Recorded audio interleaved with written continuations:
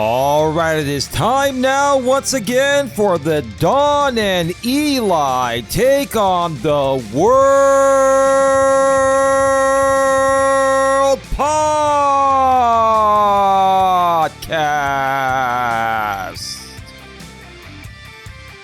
My name is Elias Mellis, but you can call me Eli for short. And who's this fascinating, wonderful, an incredible lady over here to my right? Who are you? Hello, everybody. I'm Dawn Ledgerwood, and I am Eli's girlfriend.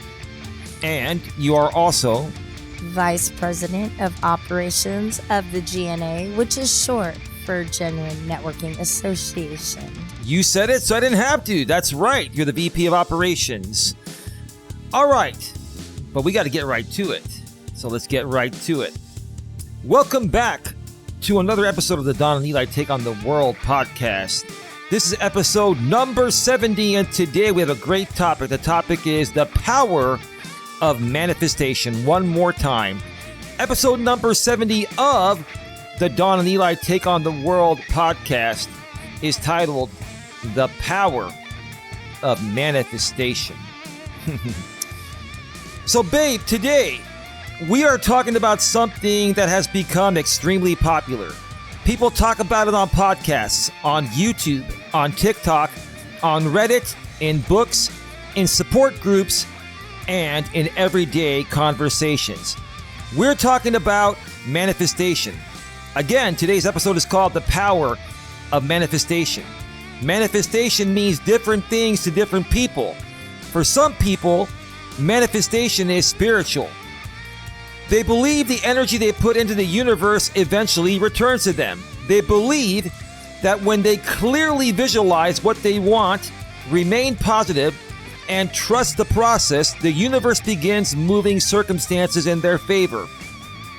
But for other people, manifestation is more psychological. They believe that focusing on a goal changes the way we think. It changes what we notice. It changes how we behave. It increases motivation.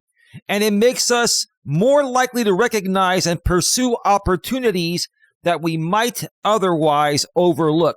And then there are people who do not believe in manifestation at all, babe. Mm-hmm. They believe that positive thinking cannot change reality. They believe that manifestation can become an excuse for avoiding practical action. And they worry that people may blame themselves when something terrible happens or when a goal does not work out. I think it is important for us to talk about all sides of it because manifestation can be empowering when it gives someone hope. It can be empowering when it helps someone clearly identify what they want. It can be empowering when it encourages someone to stop speaking negatively about themselves. And it can be empowering when it inspires action. But manifestation can become unhealthy when someone believes that every negative thought will cause something terrible to happen. It can become unhealthy when someone becomes obsessed with controlling another person. It can become unhealthy when someone ignores reality. And it can become unhealthy when someone believes they have failed simply because life did not give them exactly what they requested. We'll get to that. I do believe our thoughts have power, not necessarily because every thought magically transforms the universe, but because our thoughts influence our emotions. Our emotions influence our choices. Our choices influence our actions. And our repeated actions can completely change the direction of our lives. When you constantly tell yourself that something is impossible, you may never try. When you constantly tell yourself that you are going to fail, you may quit at the first obstacle. But when you begin believing that a better life is possible, you may start looking for ways to create that life. You may apply for the opportunity. You may make the telephone call. You may start the project. You may leave an unhealthy situation. You may ask for help. You may begin learning something new. You may take one small step that eventually leads to something enormous. So today, Don and I are going to have an honest conversation about manifestation. And babe, I've got 5 questions for you. We're going to get to that in just a little bit. But before we get to this very, very amazing, incredible, and very serious topic, as always, babe, I must ask you, how's the past week gone for you here at our wonderful organization, the GNA, which is short for Genuine Networking Association? Well, another great week for the GNA. Lots of positive feedback, lots of great support, I would say. We thank all of you for all of your support and your kind words. As far as Eli and myself, we had a great dinner the other night. We went to I want to say it's kind of like, it's a German restaurant, but it's a very casual one. But yeah, we had a good time there. It's a new place, right? You know those restaurants they call fast casual now? Yeah. This is a fast casual German-based restaurant. Yeah, that's a good way. They have great hot dogs there with real sauerkraut. Yes. Yeah. And this is the authentic German sauerkraut. Yes. And they're not hot dogs. They're Frankfurters. That's right. They're Frankfurt. I stand corrected. Go ahead. You're right. Yeah. So you're part German, aren't you? I am. I'm about a quarter. Oh, okay. Yeah. Or maybe about 20%.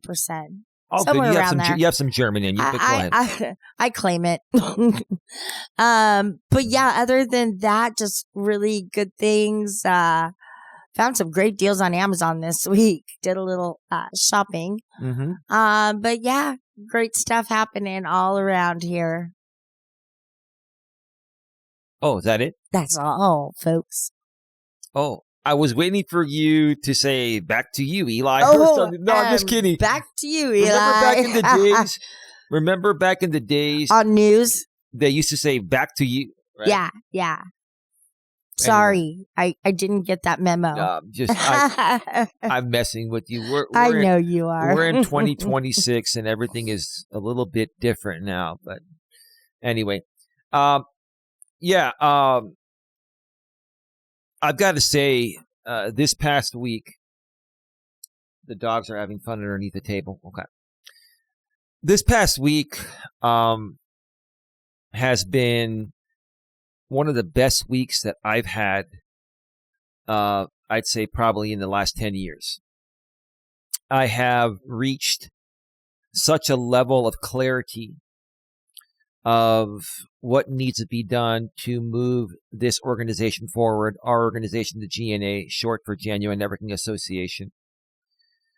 I've reached a new level of clarity regarding what's more important, how to better prioritize things for my family, how to just better handle this modern world that is primarily digital now. We all know that. We all live in an automated digital world. Pretty much everything is going automated, right? Like, if you go back 10, 15 years ago, maybe 20 years ago, if you wanted to buy something, you would have to go to the store. Nowadays, you can go on this little thing called a smartphone. It's like a telephone it's like a computer with a telephone on it. A mini computer with a telephone on it. You open up this thing called an app, and you just tell it what you want, and some knucklehead. I'm just kidding, because I've done this type of work in the past. Somebody's going to deliver it to you, and hopefully you tip them because they primarily work off of tips. But they'll bring it to you typically either in 30 minutes or less, or an hour or less. You don't even have to leave your house. Another thing, talking back in the day, you could go, let's say you had to go grocery shopping.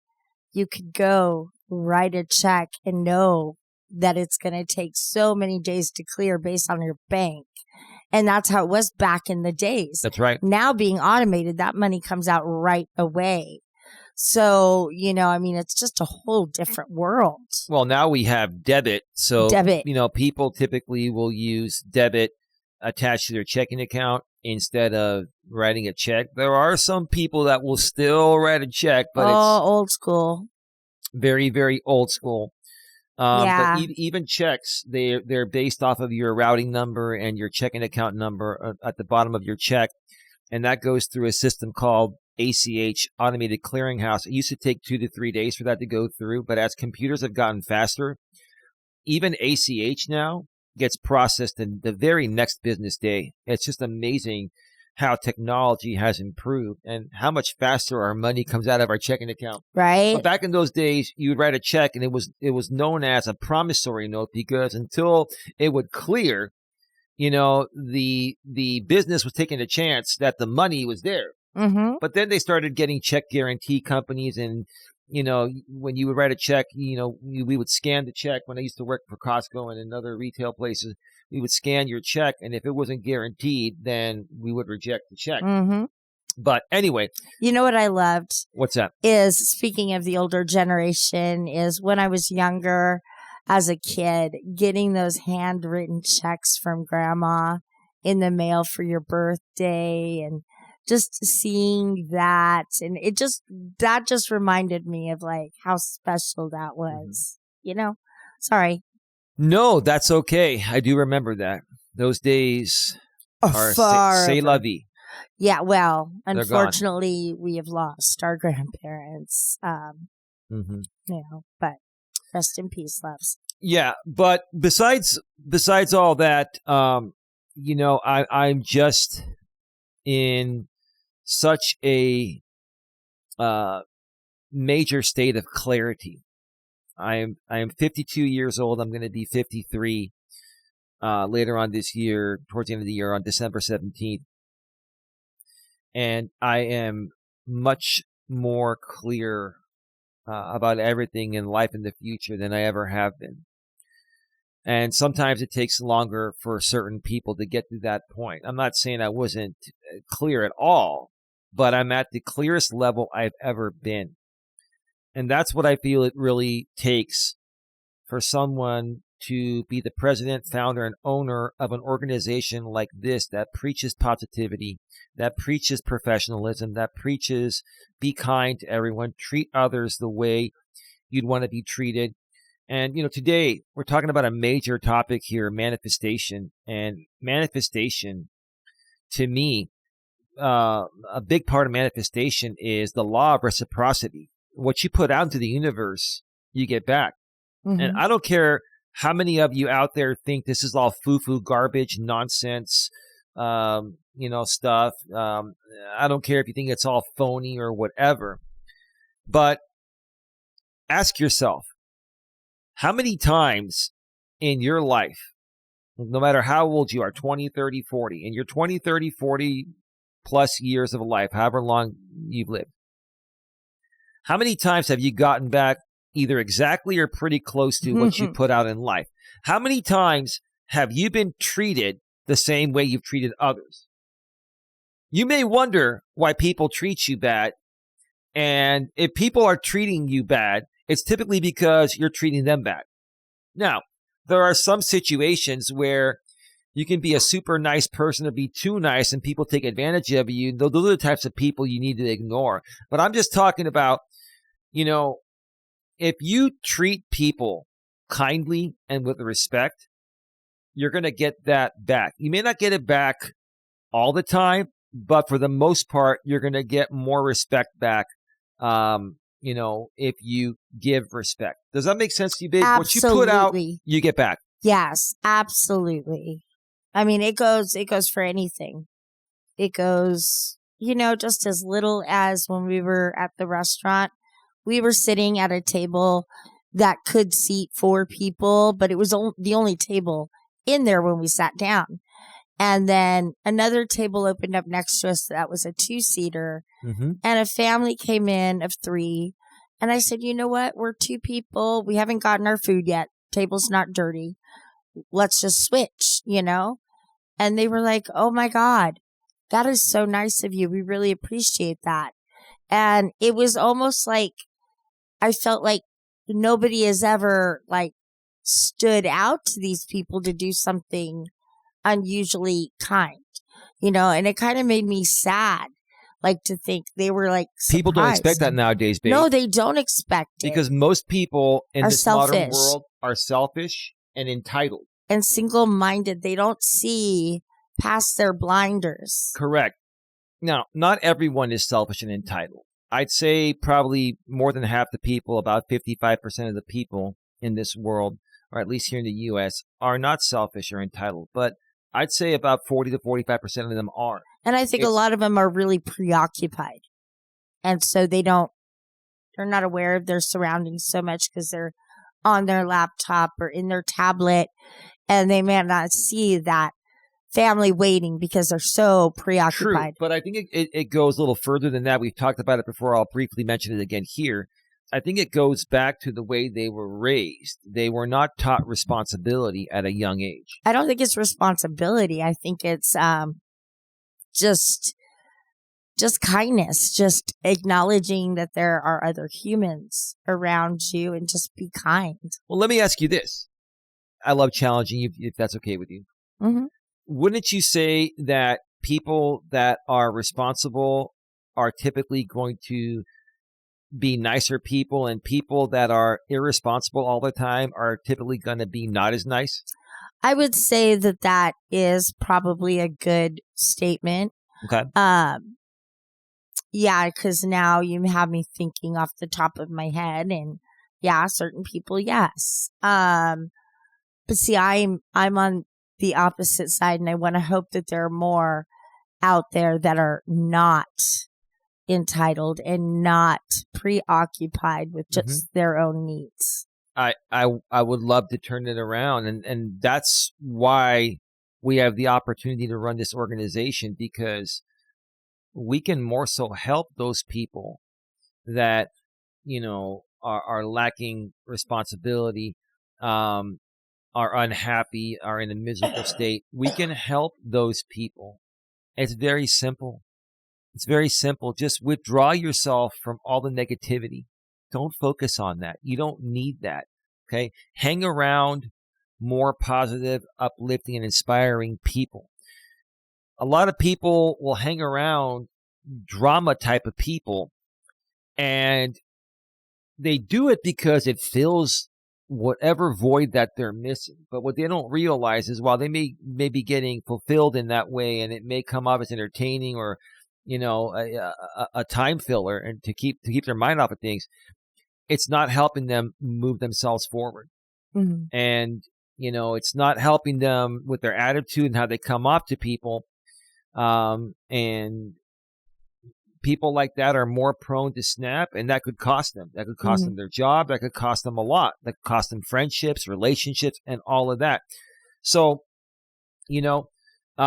that's why we're here. I'd like to think, like you said, and hope that more and more people, want to be positive and are responsible. But the truth of the matter is, they're not. And you've seen it with the internet nowadays, babe. You see it every damn day. Right? Mm-hmm. But we're going to keep it positive. And no matter how many of these people attack us, because we are right. We're not trying to be right. We're not trying to say that we're all that. But we are right. If you have a crappy attitude, you have a crappy attitude. You need to turn that around, or it's going to affect every aspect of your life. Yeah. It is. Mm-hmm. Right? So anything else, babe? No, I think we could get started. Okay, great monologue. We are at 19 minutes. Let's get right to it. So here's how the show's going to go today. I have only 5 questions. After those 5 questions, you will take your break that you take every show. And then when you come back, we have 3 Reddit postings about manifestation. Wonderful. So we're going to have our own thoughts first, and then we're going to give our thoughts on what some other people are saying about manifestation and how it's either helped them or how it's affected them, even in negative ways. All right. But I'd like to think that manifestation is all about positivity. It's up to you how you interpret it and how you manifest. Yes. Right? Yes. And so let's get to question number 1. My lovely lady Dawn, what does manifestation personally mean to you? And do you believe that our thoughts and expectations can influence what eventually happens in our lives? Absolutely. Our thoughts can definitely control the actions in our life. But what manifestation means to me is to have a sense of knowing who you are, knowing what like is out there for you. It's all about a positive part of your life where you can think about that as a possibility and work your way through. If you see it, you will make it there. Like if you see it, it will come, and that's where manifestation helps me, and I think that's where a lot of people nowadays they're going to it with a misguided knowledge of what true manifestation can mean. There are different ways, like Eli was saying earlier, different ways that people can manifest. So it's all up to you and what your interpretation of manifesting is. So, great answer. To add to that, what does manifestation personally mean to me? And do I believe that our thoughts and expectations can influence what eventually happens in our lives? Absolutely, no doubt about it. And that's how my life has been since I was born for the last 52 plus years. I'm going to say a famous quote to you, and I'm sure you're going to remember where it's from. If you build it, they will come. Oh yeah, Field of Dreams. Absolutely. Kevin Costner. That's manifesting. What that's saying is that if you build the stadium for a ball team, people will fill those seats. Well, the players will come and people will fill. And the players will show up and play, right? And then the people will fill the stands. People will fill the seats, and they will pay for tickets, and they'll pay for popcorn and hot dogs and beer and soda and cotton candy and Cracker Jacks. And man, it's so expensive. You go to the ballpark now for a snack for two is like $80 to $100, babe. No, it's not a snack. It's like a meal. Oh, it's a meal. Yeah, but yeah, but yeah, no. I mean, it was kind of ridiculous when we went. We went to Oracle Park. Did we spend $12 on like a lemonade? Yeah, something and then like you that. Bought two of them, one for me and one for my mom. Something like that. Yeah. It was like, holy moly. Yeah. But those are the times. It is what it is. But basically, what manifestation means to me, again, like I said earlier, what you put out, you get back. How you treat people is how they're going to treat you. Now, again, I have to always have an exception. You can be a good person like I always try to be. I've made mistakes. I've said things that I don't mean. But for the most part, like I try to be a good person to everyone. I've always approached anyone and everyone with the utmost respect. But some people, no matter how nice you are going to challenge you. And they're going to say, wow, you're too nice. What's wrong with you? Mm-hmm.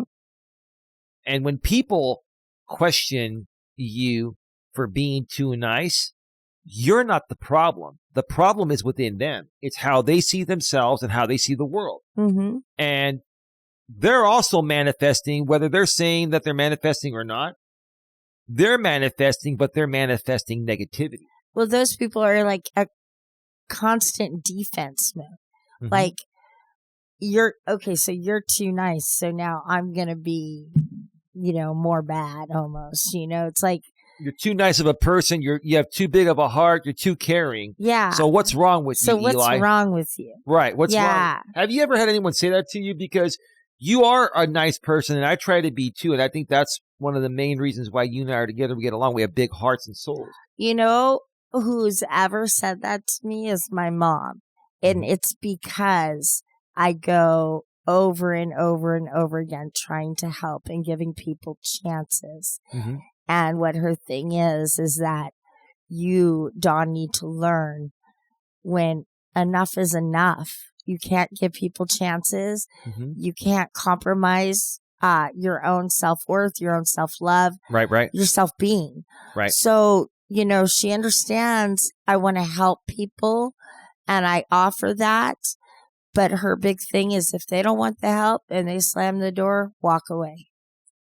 And I think what your mother is trying to say is that if helping them is going to hurt them, cost you more than it should, hurt them or hurt you, right? Then it's not worth it, right? Mm-hmm. If helping someone is going to be beneficial to them and they're accepting and they're kind and they're open to the help and they make it simple, cool. But for people that don't make it simple, they say they want your help, and then once you start helping them, they start to criticize you and come at you. That's when you just got to walk away. Yeah. But go ahead. I was just going to say, my mom told me long ago, she said, Dawn, you can't save the world. But you know what? There are people out there for the other people that you can't help. So help the ones you can, be kind to the ones you know, and let the rest of the world help the ones you can't. And that's what I had to do. I had to realize there was somebody else out there that could help that other person. Mm-hmm. I didn't have to take care of a whole community. I could, network out and you would get a great system of support for people. But that was basically how she encouraged me to not fall too much into the dreaded rabbit hole of helping people and getting screwed over in the process and then losing my way. Like one late and great lady once said, and I'm not going to try to sing this because I just won't. She said, I decided long ago never to walk in anyone's shadow. If I fail, if I succeed, at least I live as I believe. No matter what they take from me, they can't take away my dignity, right? Hell no. The greatest love of all is happening inside of me. I just got goosebumpies. Give me some. Because the greatest love of all comes from within. And if you can't understand that, if you think that's stupid, if you think that this doesn't make any sense or this is boring or whatever, then you're the problem. You're the problem. Manifestation is belief. It's belief in yourself. First, believe in yourself. Yes. Belief. Mm-hmm. Okay, let's move. You're not done? I'm so sorry. So all I was going to say also was that I'm so proud of you and your mother. I'm going to say I'm proud of your mother too, even though she's older and I respect her as my elder and as like a mother-in-law. Okay? Because initially when I first met your mother, she was hesitant. And pushed back. But I think, and I'm not trying to take any credit, I think our relationship, not just me, us together, has actually helped your mother out. Your mother has calmed down. You know why I think it is? Because I think I'm okay. What's that? Because she knows I'm okay. She knows you're in a safe place. And she knows, that everything that I was trying to do was to help you back then when you were going through some things. We're not going to go into that here today. There are plenty of other episodes. You can go back through the previous 69 episodes, and there's a lot. But I'm proud of your mother. I'm proud of you. And for me, when you were going through all this, I had manifested the future of you getting better, and you did. I saw that. And I was thinking that. Now, does that guarantee that's going to happen? No, manifestation is not a guarantee. But if you don't try to accomplish something, you're never going to accomplish it. What manifestation does, it motivates you, it inspires you, it gives you hope, it gives you energy, and it basically says, go for it. Yeah. Go for it. Envision what you want to accomplish and just go for it. But you've got to envision it and you've got to want it. Whether you get it or not, that's to be determined. But if you don't try to get it after you envision it, which is manifesting, you're never going to get it. What did Nike tell us to do? Who? Nike. Just do it. Amen. Just do it. Amen. Question number 2. You ready? So, babe, Dawn, have you ever strongly believed, visualized, prayed for, or focused on something that later became part of your life? And did that experience change what you believe about manifestation? Yes, definitely. I've tried to manifest a lot throughout my life. I've had a lot of issues with dating, with men in general. And I had to go through and realize that I was worth somebody's love. There was somebody out there that was going to, be the love of my life. And I just manifested it, and I had to wait. And I had to wait, 47 years? Right? Yeah. And me, 48. Yeah. And 48. so, I'm a year older than you. Yeah. And so I'm a year and like 3 months older than you, like 15 months or so. What? Yeah. 15, 16 months, 16 months. Yeah. Yeah, around that. Well, yeah.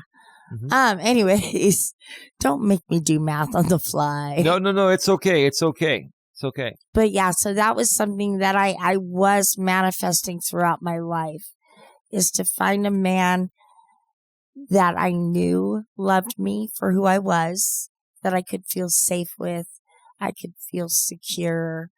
I had no worries, just love. And I feel that was something that, it came to me over time. Like he said, you can't just go to bed and pray that, you're going to get a promotion tomorrow. And when it doesn't happen, you can't be like, oh, well, God don't care. You've got to manifest that, which means you also have to work harder. Mm-hmm. You've got to show that you want this, That's when that drive inside pushes you to the next level. That's what I think. Excellent, babe. So have I ever strongly believed, visualized, prayed for, or focused on something that later became part of my life? And did that experience change what I believe about manifestation? When I was younger, I didn't believe in life coaching. I didn't believe in spiritual healing. I didn't believe in any of that. I thought it was all foo-foo. Everything that many people still to this day are criticizing me on, calling me a phony, calling me a fraud, calling me this and that, right? Is how I used to feel about the entire industry, including Tony Robbins. And it changed when Tony Robbins did a show called Breakthrough with Tony Robbins on NBC. There were 4 episodes there. Then they canceled it. Then the last 2 episodes were on Hulu. And they were amazing. Tony helped people turn their lives around. And when I saw how Tony was helping people genuinely, yes, he makes a lot of money, but I've even been to Unleash the Power Within. This was, I think, almost 10 years ago in San Jose. It was $600, but I went. And it's just amazing, the energy and the people that you meet. And I had experienced networking already, but there were new people there that were shy and stuff. And Tony would help them break through their shyness. And that's one thing, if you're a shy and timid person, we can help you overcome that. Now, nothing wrong with being shy or timid, but until you can work through that, you're not going to reach your full potential. I was very shy and timid as a child. Like in grade school, I didn't want to put myself out there. I was scared that people were going to make fun of me, all of that. But as I got older, I realized the only way I can get anywhere in life was to put myself out there and not be afraid of rejection. Right. You just got to put yourself out there. You're going to be rejected. You're going to be rejected. People are going to slam that door right in your face. 9 out of 10 times you're going to be rejected. Mm-hmm. But you got to keep trying. The one time you're not rejected is the time that was meant for you. That's what you're manifesting, right? And you were talking about you manifested wanting a good man in your life. You were thinking about it because you wanted that. I agree. I've known ever since I was in my teenage years that I wanted to find a decent lady, fall in love with. And initially I wanted to have kids, but then I got to the point where I didn't find the right lady until way later on in life. And so kids are not possible now, and that's okay. Not a big deal.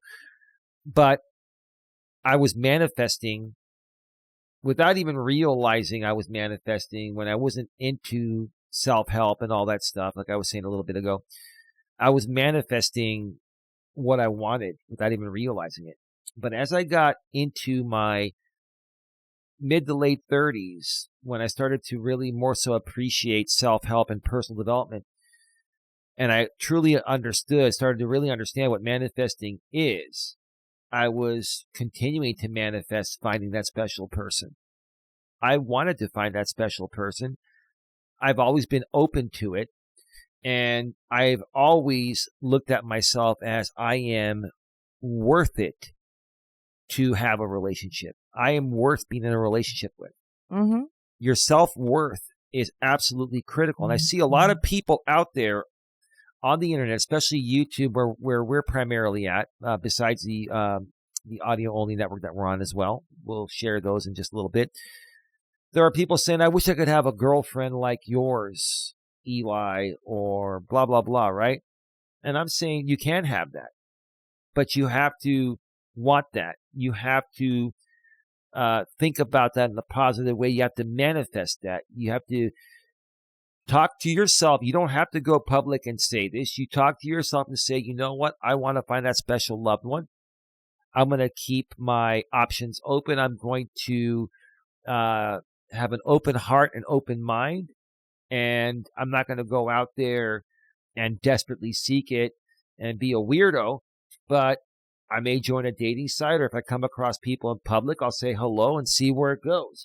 Yeah, there's community groups you can join. I mean, it's even as simple as just talking to somebody at the grocery store innocently while you're waiting in line. You know, I mean, right. There could be a spark anywhere, and that's the person you've been looking for. So don't ignore the signs, and just follow your heart. Absolutely. Absolutely. We are at 38 minutes. Yeah, well said. Let's get to question number 3. So, babe, Dawn, where do you believe the line should be drawn between healthy manifestation and unrealistic wishful thinking? And that's where the people that don't believe in self-help or manifestation, that's what they don't get. They all think it's unrealistic wishful thinking. So where do you believe, Dawn, the line should be drawn between healthy manifestation and unrealistic wishful thinking? Unrealistic wishful thinking would be like, I want to wake up tomorrow being the new lotto winner, but I didn't go buy a ticket. So how can that happen? You can't manifest. The California lottery says if you don't play, you can't win. Yeah, how can you manifest a win when you don't even put it like out there to get the ticket? Right. Like you can't. You have to take the gamble sometimes by buying that lotto ticket. You can't get things without trying. A lot of these people nowadays want things handed to them. And the problem is a lot of them have had things handed to them by their parents from a young age, and even still as they've gotten older. So they never learned responsibility. They never learned to go out there and get what they want. They want it handed to them. Go ahead. I have a song. Hold on. Okay. Took too long. Took too long what? Okay, the song was like, say what you were saying. Like, you give what you get or whatever. Oh, if you don't play, you can't win? Yeah, something like if you don't, I can't remember the exact song, but if you try sometimes, it might, something like happens, you know? I'm sorry, guys. I've literally had a. It happens to me. It happens to me. Do you want me to just go and give my response while you think about it there? Yeah. So, where do I believe the line should be drawn between healthy manifestation and unrealistic wishful thinking? This is probably the $1,000,000,000, billion, $1,000,000,000,000 question here. This is the difference between people that believe in manifestation and people that don't. Manifestation is about putting what you want to accomplish into action. Okay, I got it. Go ahead. You can't always get what you wanted, but if you try sometimes. Do you know the song I'm talking about? I don't know that song. Okay. So, but if you try sometimes, you might get basically it, is what they're saying. So, if you don't get it right away, but if you keep trying, you'll get what you get, which is what you want. Yeah. You get back what you put out, you get back. Yes. Yes. Yeah, I haven't heard that song. It may be an artist I don't know. Yeah. Maybe you'll figure it out afterwards. I will think about it. But to continue with what I was saying, so healthy manifestation is you coming up with an idea. You enjoy something and you think to yourself, wouldn't it be awesome if I could build a career and make money off of this awesome thing that I love doing, or awesome thing I came up with that I really love? Wouldn't it be awesome if I can turn it into a business, right? That's healthy manifestation. Because when you start to manifest, then you're like, okay, what can I do to start putting this into the universe to see if it's going to be something that will happen, right? Mm-hmm. I'm trying to look up the song. I can create YouTube. Yeah, whatever you do, just make sure you do not play it. No, Keep I'm your volume asking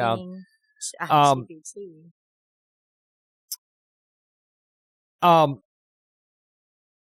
Whatever it is that you want to accomplish, you manifest it. That might motivate you to create a YouTube channel on it and then create YouTube videos. Maybe you'll create a podcast. You'll start to do things to move what you're manifesting forward. Does that mean you're going to accomplish it? No. But you might.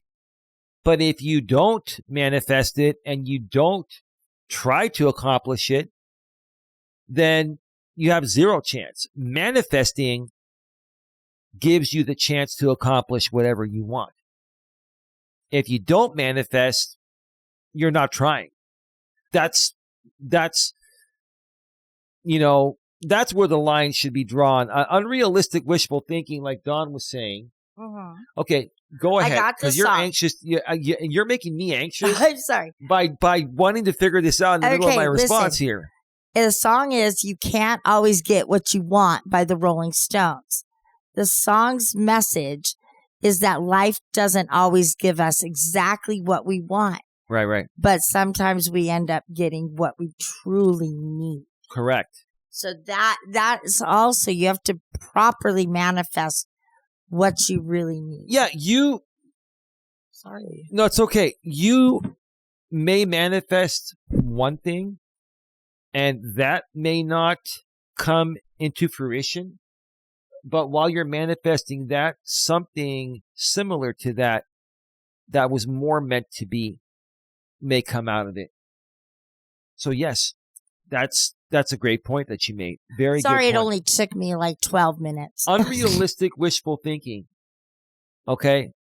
Are people coming out there and saying, I'm going to start a YouTube channel and make $1 million in 1 month? or make $1 million in a year or get 1 million views on my first video. That's unrealistic. Is it possible? Anything is possible. Yes. Is it unrealistic? Yes. Wishful thinking? Yes. Yes. Yes. You might get lucky. You might get lucky. A more healthy way to manifest would be, I'm going to start a YouTube channel and share my truth and share my passion and share what my purpose is. And I'm going to do it because I love doing it, not for the money. If the money comes, that's a bonus. Yeah. Right? Yeah. Go ahead. I was going to say, is this like, let's say DoorDash's Tony Hsu. He had this passion to get food to the people on campus. He started Palo Alto delivery for the Stanford students. Yes, that was his passion. People around there, yeah. And then that was his one thing. He didn't care about anything else at that time. But then it grew so much. So that's another. He wanted to do one thing. It caught on and boom, blasted off. And now he didn't know it was going to happen, but he's sitting back in life going, I take it. Yeah, DoorDash, it still has like pretty close to like 65, 70% of the market share of the food delivery market. It's incredible. But anyway, anything else, babe? Nope. Let's go to question number 4. We are at 46 minutes. We're doing great. We're doing great. All right, babe. Dawn, why do you believe some people remain hopeful and continue working toward their goals while other people become discouraged, convinced that nothing will ever improve? Because they are not taking the failures, the doors shutting, all the no's as an opportunity for another yes. Or a learning experience. Right. If you are a professional athlete, if you are a singer, if you're an actor, they say all the time, so many doors are going to be shut in your face before you even get a word out of your mouth. So you're going to have to learn to take that and make what that happens into a positive learning experience. And then who knows, you may become the biggest star athlete or singer or actor out there. And that person who slammed that door is now, they're crying. They're eating crow. You know what I'm saying? Yeah. Anything else? No. Please go. Well said, babe. Well said. Why do I believe some people remain hopeful and continue working toward their goals while other people become discouraged, convinced that nothing will ever improve? To me, this is very simple. It's about being happy or not being happy. Happy people, will remain hopeful, have a positive attitude. And if they believe in something that they want to accomplish, they're going to keep pushing forward no matter what. I've been trying to get this business going on YouTube for almost 10 years now. The GNA, which I used to run a subsidiary of it called Coach Eli, Uncompromising Business and Personal Relationship Coaching. And we've rebranded. Now we're just GNA, January Networking Association. I've been trying to get this going for almost 10 years. It's still nowhere near where it needs to be. But what keeps me hopeful and keeps me working towards my goals is that I believe in the vision. I believe in myself, and I'm a happy person. I have self-love and self-respect. Now, the reason why other people become discouraged and convinced that nothing will ever improve is because I think, first and foremost, these are the people that have never learned responsibility, and they've never been allowed to fail. A lot of people that are entitled nowadays, spoiled, entitled, have been handed everything. They've never learned responsibility, so they don't even understand failure. How in the world can you ever convince someone otherwise that nothing will ever improve when they've never had to experience failure because they've always been coddled and rescued. Does that make sense? I would like to hear your thoughts about Oh, that. absolutely. A lot of kids nowadays are very much spoiled and entitled, and they live at home with their mom and dad. And let's say Junior gets into a little trouble, but it's going to look bad for the family. Mom and dad seem to erase it. They get away with it. And all that, as far as that's concerned with manifestation, I just feel it kind of puts a heavy negative energy around your body. And with manifestation, I feel it does have a lot to do with your own energy. And if you're a negative person, that's negative energy. That way it's like a wall that you can't get past. Positive versus negative energy. You nailed it. It's the type of energy you're putting out. Yes. Right? Yes. Absolutely. Yeah. Positive versus negative energy. Again, babe, what do we always say? What you put out, you always get back. You get back. Yep. Right? You put out positivity. That's what you're going to eventually get back. You may not get it back right away. You may not get anything back right away. But when you finally start getting things back down the road, for the most part, they'll be positive. Does that mean everything will be positive? No, but the majority of things will be positive. Mm-hmm. Nothing's ever perfect, right? No. If you put out negativity into the universe, when it comes to negativity, most of everything will be negative. Maybe even 100%, because negativity is so nasty that if you continue to put out negativity, you may not even get one positive thing back. That's true. Very true. But when you put out positivity, the majority of things down the road, eventually when it starts coming back to you, will be positive. You may still get some negative things because there are jealous people and there are entitled people. And well, that happens. Go ahead. I feel like I'm the example, like queen today. Another example would be as a boss. Mm-hmm. If a boss is putting out that negative energy and saying this is wrong and this is wrong and this is wrong, what are those employees going to want to do? Fuck off. I'm not going to work any harder if you're putting all this negative energy into our workspace. I would personally quit and look for another workspace with, a supervisor that wasn't so dark, about life. It's a very good point. Very, very good point. We are at 53 minutes, just turned 53 minutes. Anything else, babe, or should we go to the fifth and final question? Yeah. Ooh, it's getting warm. Buster is getting warm. Okay. Question number 5, Dawn. Babe, what is something you are currently trying to manifest for yourself, for us, or for our future? And what real actions can we take to help make that vision possible? That's a huge question. I am manifesting happiness, health, prosperity for our family.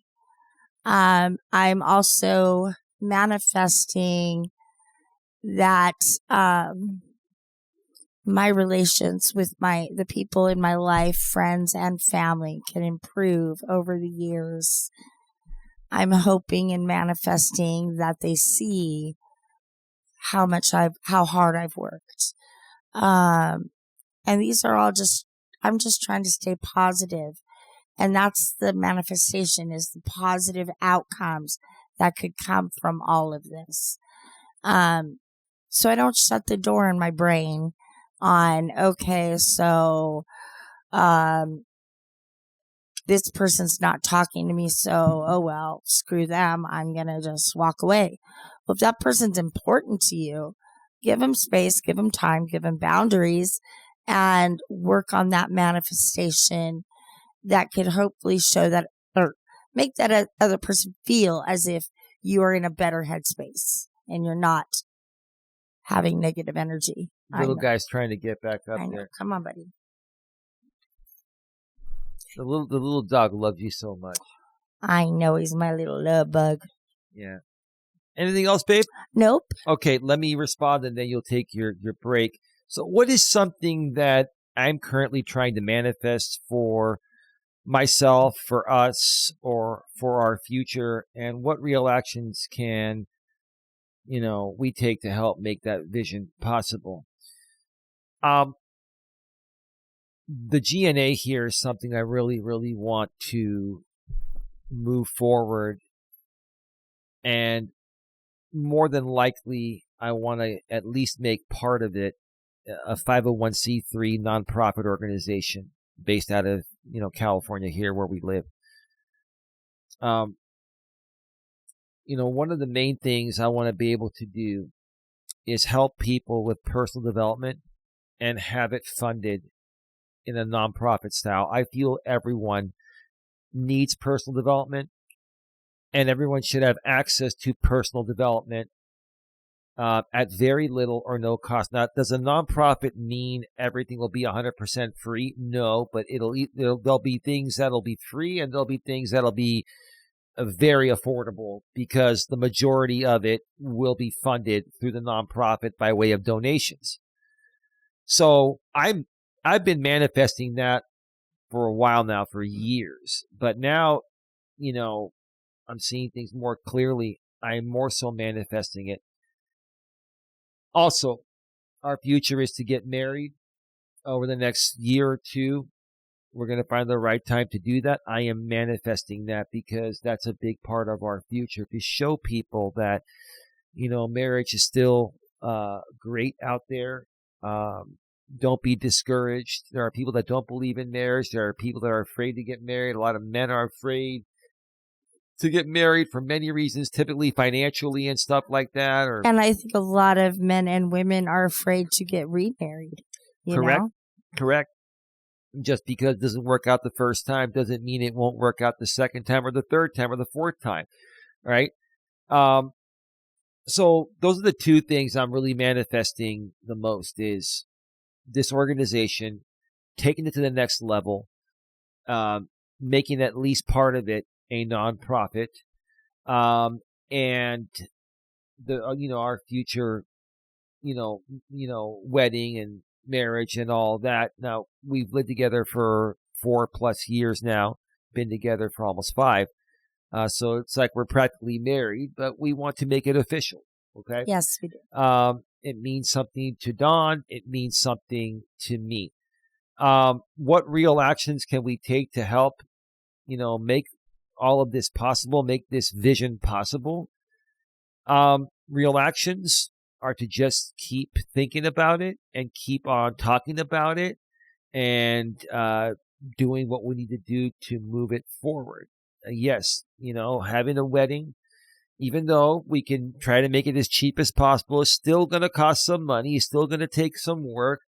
And Dawn and I, right now, we've got many irons in the fire to bring in more money, and we're saving for that. And we're hoping either by,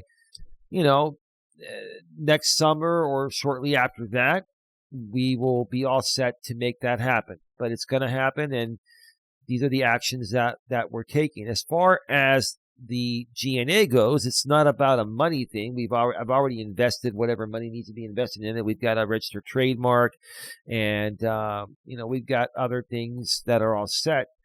Now, if we do file for a nonprofit, we'll have to pay a filing fee for that, and I think it needs to be renewed every so often. I think like every 5 years or so. I can't remember. I haven't looked into it for a while. But,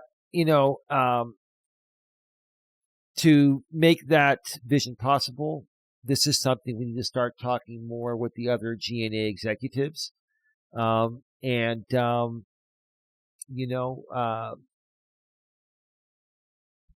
then get their feedback and just go from there. It's on the top of my mind. Those two things are on the top of my mind, and they're there every day. So that's that. Anything else, babe, you want to add to that? Yeah, I just want to say, make it clear, it's not going to be a cheap wedding. What we're trying to say, it's going to be a very small wedding, maybe 30 people. That's still not going to be cheap, though. It's not going to be cheap, but I'm just saying we're not. It's not that we're saying like we have 150 people. Oh, we're not looking at a wedding that's going to cost $100,000, but it's going to be 20, 30,000 at least, maybe a little more. So maybe 40, 50, who knows? Less, but yes, I get it. Yeah. Okay, well, I'm ready. Well, we can hope that family will be supportive at that point. We'll figure out. We can pay for it on our own. We'll figure it out. All right, baby. You want me to turn off the camera here? Yes, please. Okay, camera's turned off on the video side of things. Dawn is going to step away and take her restroom break and her break of 3-4 minutes or so. While Dawn is doing that, I'd like to remind each and every one of you that if you're listening to us on the audio-only podcast network, such as Apple, Spotify, Amazon's Music, My Lady's Favorite, iHeartRadio, Amazon's Audible. We're also on YouTube's Music. On YouTube's Music, there's audio and video because we actually have the video version on our main YouTube channel. Okay, we'll share more with you that in a little bit. We're also on many other not as popular or not as well-known audio-only podcast networks. If you do a Google search for Don and Eli Take on the World podcast, you'll find out exactly where we're at. You'll see us everywhere. So if you're listening to us audio only and you'd like to check out the video version of the podcast, go below the description section of wherever you're listening to this audio only. About halfway down, you'll see the link that'll direct you right back to the video version, and also at the same time, direct you to our main channel, GNA, Genuine Personal Development. When you go there, please subscribe, bang the bell, and select the notifications so you don't miss anything. Once you do that, you can go below that description section of that video, which is, the video version of our podcast. A couple lines down, you'll see the link to our secondary live streaming channel, GNA2, Genuine Live Personal Development, where we go live regularly. I'm starting to go live more often again. I had taken a little break for a little while, but I'm going to be coming back to doing at least 3 or 4 Walking with Purpose live streams. Those are live, real-time personal development live streams. Sometimes we do streams from the studio. Sometimes Don will join me. Sometimes I do them on my own. Sometimes we have guests on. Sometimes Don and I do on the couch with Don and Eli. Sometimes we do Driving with Purpose videos live from the road if we're going to visit her family, which they are hours away. The live streaming channel, if you want, real-time self-help, personal development, which will cost you nothing but showing up. And if you don't have YouTube Premium, maybe clicking an ad, you can donate, but you don't have to. You can come there and ask questions. It won't cost you anything. And that's the best way for us to help you. That is that. I'm just waiting for Dawn to come back in. I think she's on her way back into the studio. Perfection for timing there. I forgot to mention. Oh, hold on. Wait till we put the camera back on. Dawn's she's getting her headset on. Are you ready, babe? Yeah. Okay, Dawn's back. So you forgot to mention what, babe? I was just going to say another thing that y'all can do is to create a vision board. A lot of people do this and they'll show where they are, let's say as a student. The next thing they'll have is a picture of a graduate. Then they'll have their job that they want. And then it'll come marriage, then kids, or however you want that vision board to be. Those are literally your goals set out right in front of you. And that motivates you even more. That's the manifestation. That's the good spirits that are around you, pushing you to get to that final dream. That's what I wanted to say. And now we can move on to the rest. You said vision board. Totally forgot about that. I firmly believe in the vision board. And I've done that many years ago, like over a decade ago. And when I used to run in-person networking events, for the GNA, when I was selling insurance back in those days, we had people that did presentations on how to create a great vision board. And here's the thing. even though we live in a digital world, and a lot of people may think going on their computer and creating a digital vision board Nope. is going to be okay. No. You have to look at it every day on the wall. You need to create a vision board manually. Do not use the internet and create a digital vision board, because it's not going to have the same effect as you taking up, part of a wall of your house or apartment where, you're going to, have this here, this there, this there. It's going to look like it's kind of all over the place, but it's going to be organized chaos for a motivational reason. To bring it all together, bring the chaos. Bring it all together. Yeah, bringing the chaos together. Yes. Right. Bringing and organized chaos. It's a great word, right? Yeah. And the difference between a bucket list and a vision board is bucket lists are recreational things you might want to do in your life. You want to visit, Mount Everest. Okay, check that off. You want to go bungee jumping. Those are bucket list items. Those are not vision board. Vision is about where you want to see yourself in the future.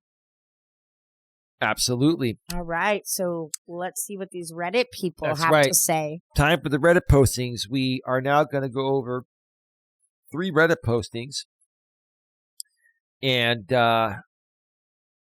see what Reddit is saying about manifestation.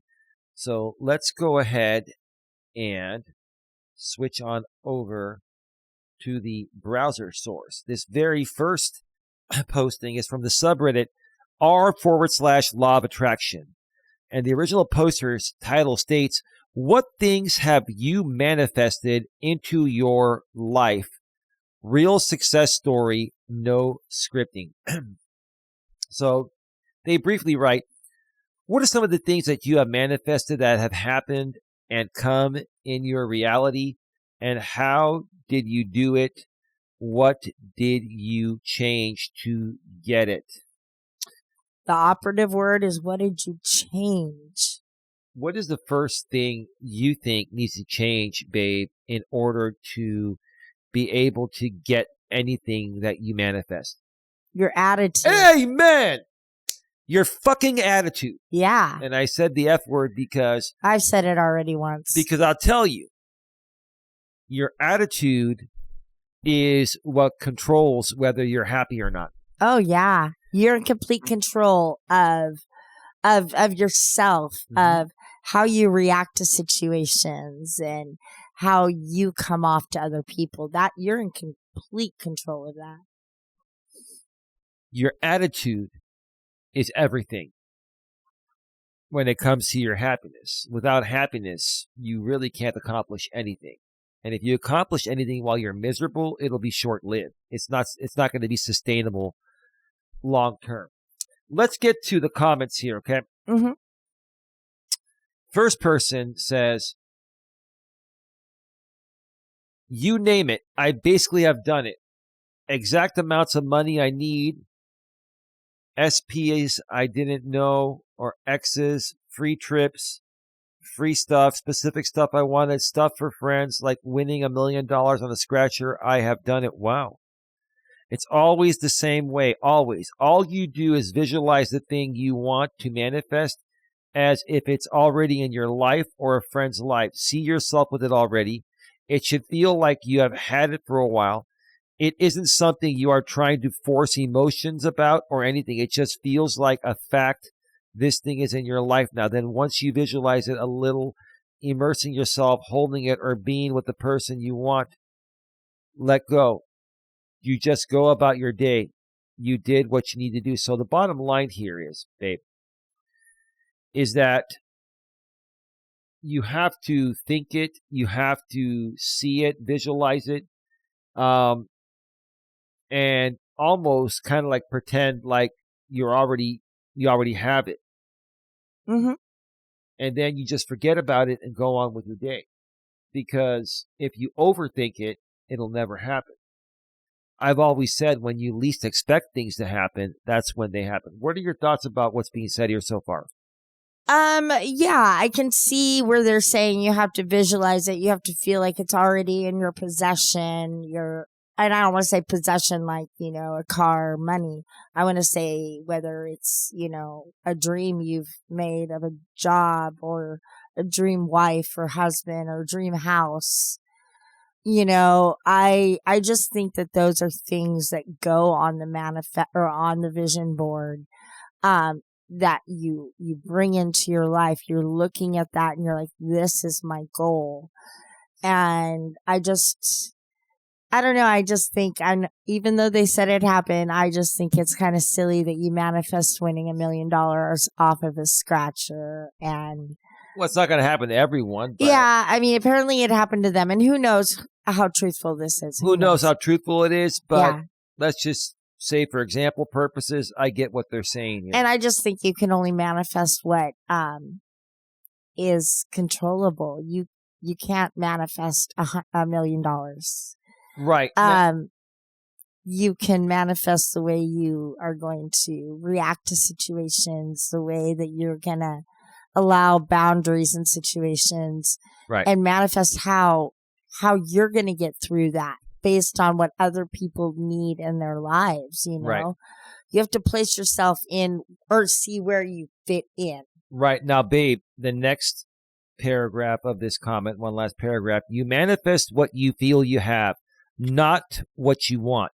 So if you are obsessing over it or trying to see how or when it is going to come into your life, then you are in the wrong vibration. You simply just need to see yourself having it and make it feel natural and normal. Then once you feel that way, let it go and just let the universe do what it does best. I'm filling in words that they left out there. Bring it to you in some odd way you would have never guessed.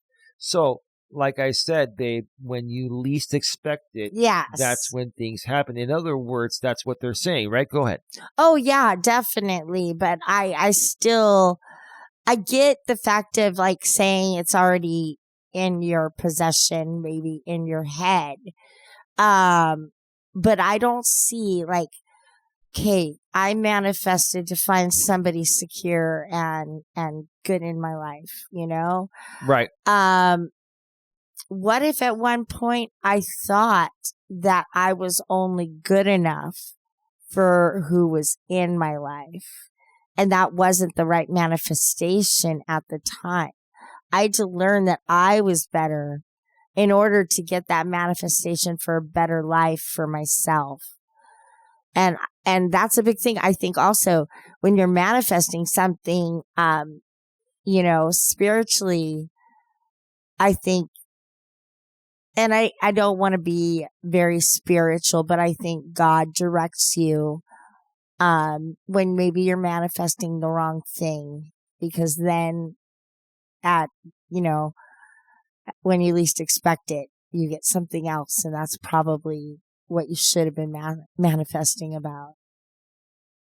You get a wake-up call. Sometimes he comes knocking. Baby, if I were to come out and say your love is like bad medicine, but then I would say bad medicine is what I need. Whoa, shake would it that up. be manifesting properly? I'm not answering your question. I plead the fifth. I do not have the voice of John Bon Jovi. I'm not even going to attempt that here. We're just gonna move on. That was good. Come on. No, that is good. Jesus, it's just man. like every rose has its thorn. Yeah. All right, let's read one more quick comment from the first Reddit posting, then we'll get to the second one. We are at 1 hour and 14 minutes. Oh, hang on a second here. Okay, there we go. Look at this one here. This is a lady. I accidentally manifested my current boyfriend. Went on a walk with a friend who asked me about what my dream guy would look like and everything. I described he is. A little weird as I wasn't trying to, but yeah, it worked, I guess. Met him a month later. babe, I'm going to turn this one back to you because didn't you do the same thing? You manifested what you wanted. Mm-hmm. I'm not trying to say I'm all that. This is just about manifesting. You manifested what you wanted. You put yourself out there on Match.com. Go ahead. Oh, Go well, ahead. yeah. I mean, after my third long-term relationship, when that one ended, I did a lot of self-reflection. I wanted to know why I hadn't been chosen to be married again. And I had to go back and think, okay, what was it? It wasn't about me. It was about them. They weren't men that would be marriable. They wouldn't want that. I needed to find somebody that wasn't just wanting to just play around or just hang out for so long. I needed somebody who was going to take the deep dive with me. Mm-hmm.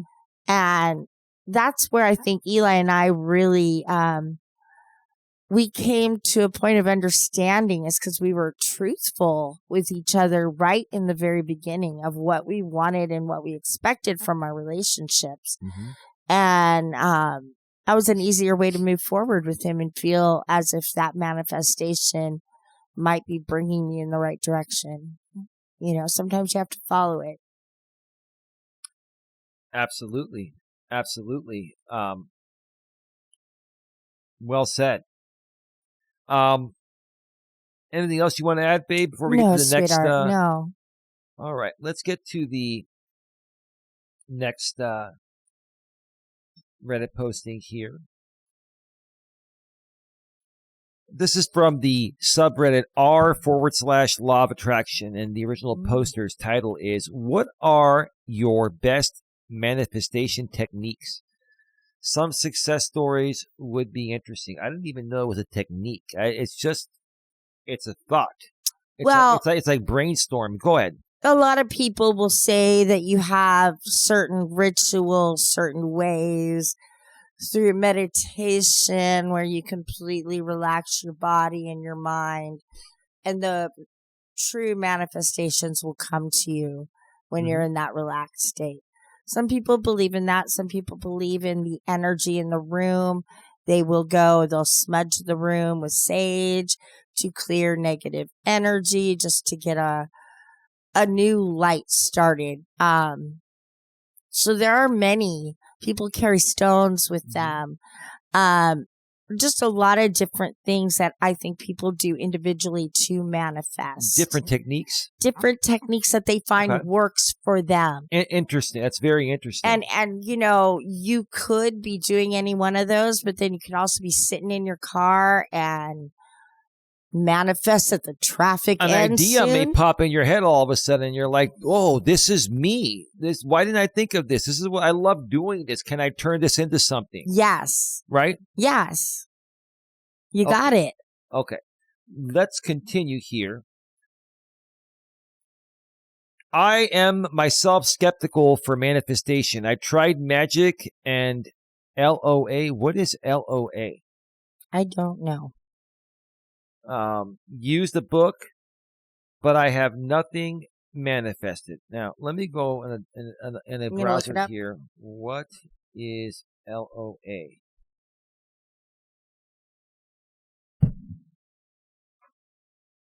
Oh, LOA is law of attraction. Oh. Oh. Duh.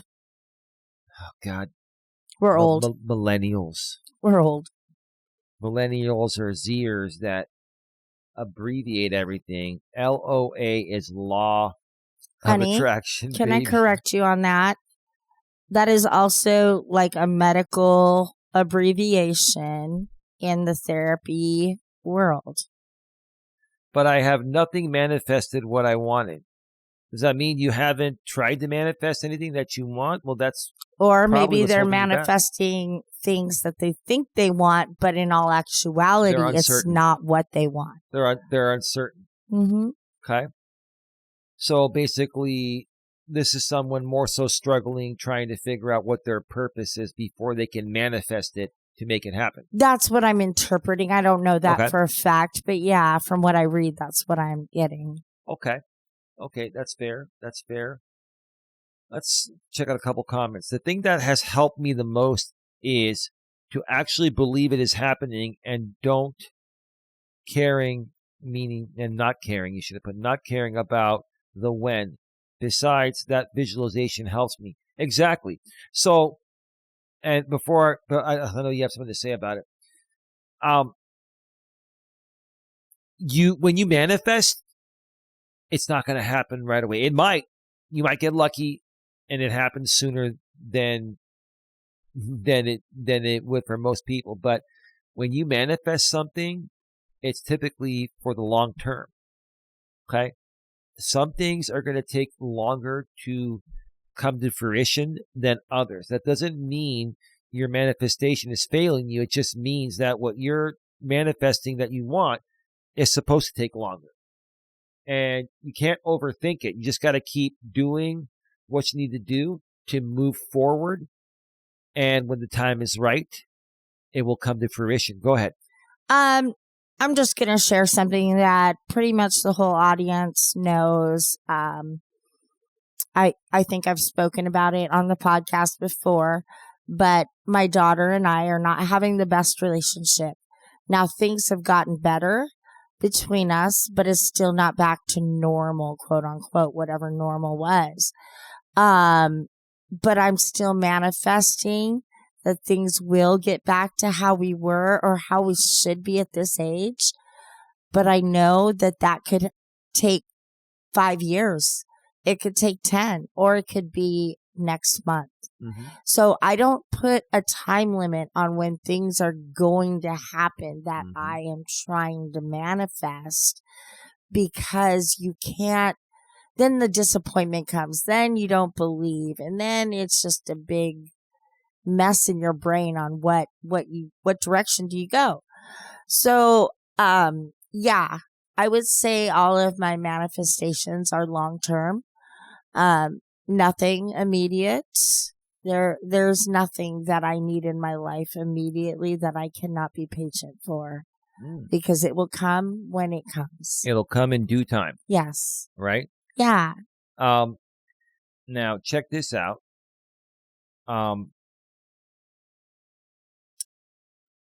So the next person wrote, I think it is really helpful not putting a time constraint on it. Makes it easier to let go. And then below that, the response was, yes, exactly. The more we need, when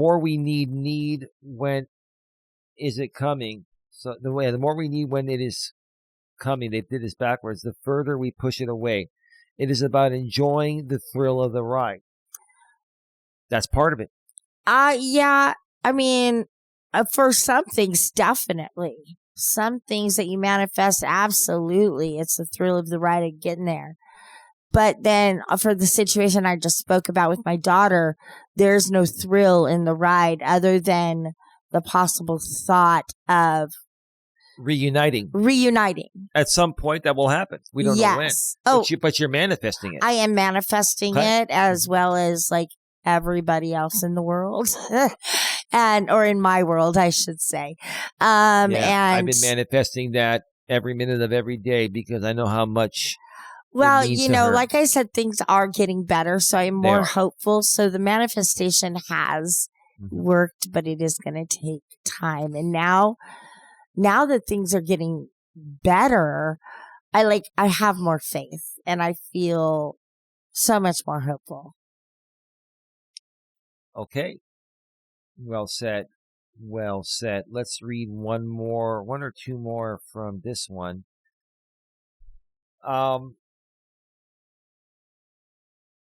Pink Muskrat says, this was 5 years ago, assume it is going to happen. Fully get into the mindset. Get rid of doubt. Just act like it's already happened or is about to happen. That's a positive attitude, don't you think? That is a positive attitude, yeah. Absolutely. That's a positive attitude. And, I mean, that's manifestation at its finest right there. Right there is someone that truly understands manifestation. That's not them saying it's going to happen the same day or tomorrow, but you have to get yourself in the mindset like it's already happened, even though you know it hasn't. You got to put out the positive vibe into the universe. And then this person, I think it's a female, says, I did this last week. I hadn't heard from someone in probably 3 months, and I really wanted him to call. So I just said to myself, he'll call this week. And whenever my phone would go off, I'd assume it was him. Took 3 days or so, but he reached out. And weirdly enough, it was out of the blue with no prior contact from me. And he brought up a topic that I'd been thinking about heavily, but hadn't discussed with him. So it was all pretty trippy. I haven't heard that word in a while. Trippy. But it is the power of assumption. Now, when you assume, you make an ass out of you and me. But for manifestation, the assumption is always that this is what's happening. You know, you can already envision yourself, having accomplished this, even though you haven't. You got to it's about getting yourself in the positive mindset. Go ahead, babe. Well, yeah, like you enter college and always fear of what's going to happen or failure, all that. But you have to manifest that the next 4 years of your life are going to be fantastic. And what you get out of the next 4 years is going to help your life for the next 80 years, till you're 100. And, that's the beauty of life. It's just a progression. And once one goal is set, then actually before that goal is even met, you're setting the next goal for the one after this one you're going to get to. And that's the great thing, is that when you lay that out on a vision board, you're seeing it. A lot of people like myself are visual learners. Mm-hmm. When you see it, it all makes sense. Right. If you're just thinking about it, and even if you don't want to vision board those things, journal. Journaling's the best way to handle any of your thoughts that are just jumbled in your brain, That way you can start to manifest appropriately. Absolutely. And I've got one more here, a couple more short ones I want to read here, babe, because this is really, really good. I've manifested everything in my life the past, it's not P-A-S-S-E-D, it's P-A-S-T. Past 2 years. Honey, it could be just a typo too. Maybe it's... Because it is a word.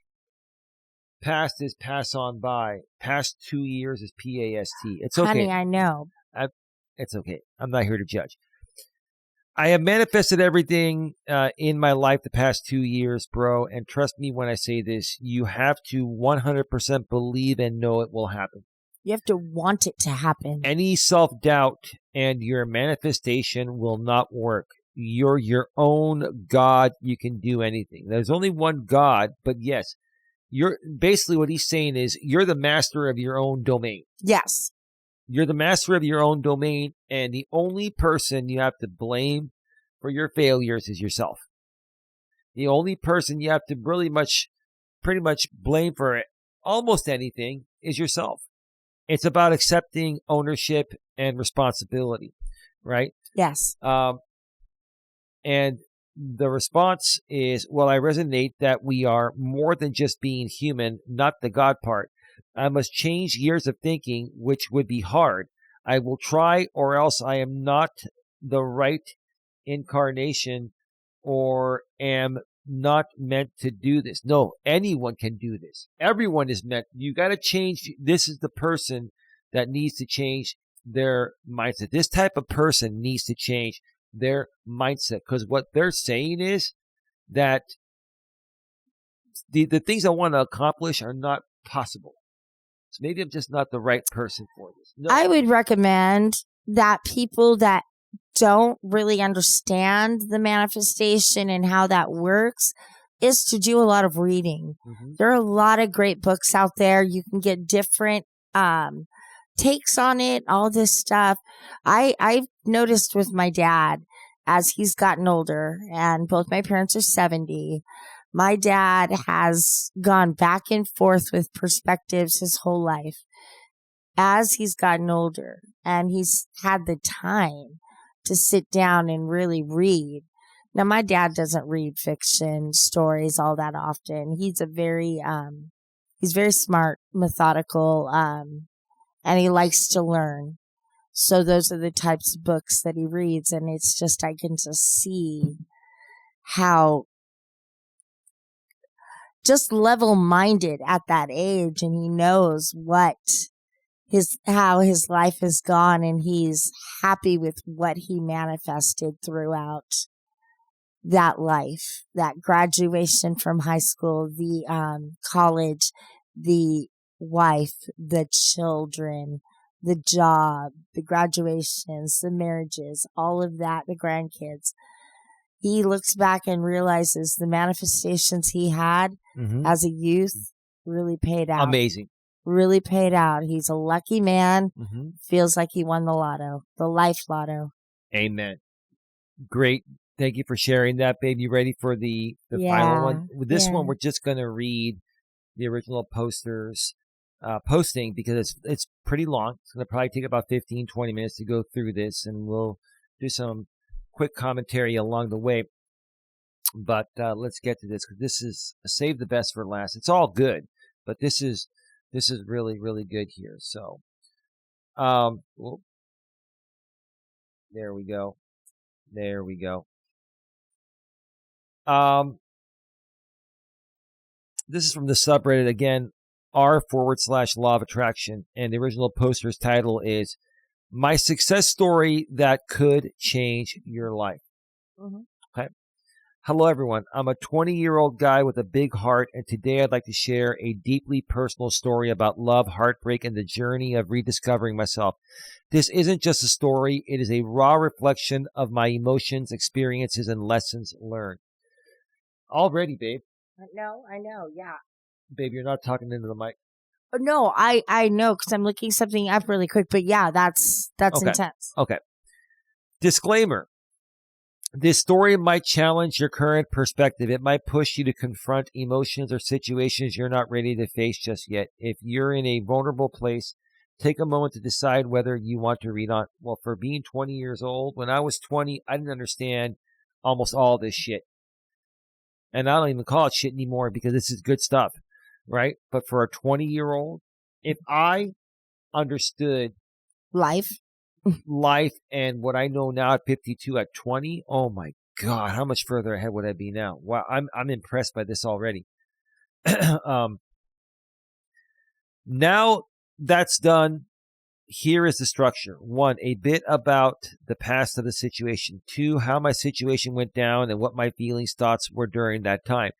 3, turning point. 4, my success. 5, my thoughts for you. So let's get to number 1, okay? The past. Me and my girlfriend and I, let's call her D, shared 1.5 years, actually 20 months of an amazing relationship. It felt like a dream. People around us constantly told us how perfect we were for each other. Her mom even wrote a letter to me on my 20th birthday mentioning how much she appreciates that I make her only child the happiest person ever. Sound good? Very nice. Yeah. Very nice, huh?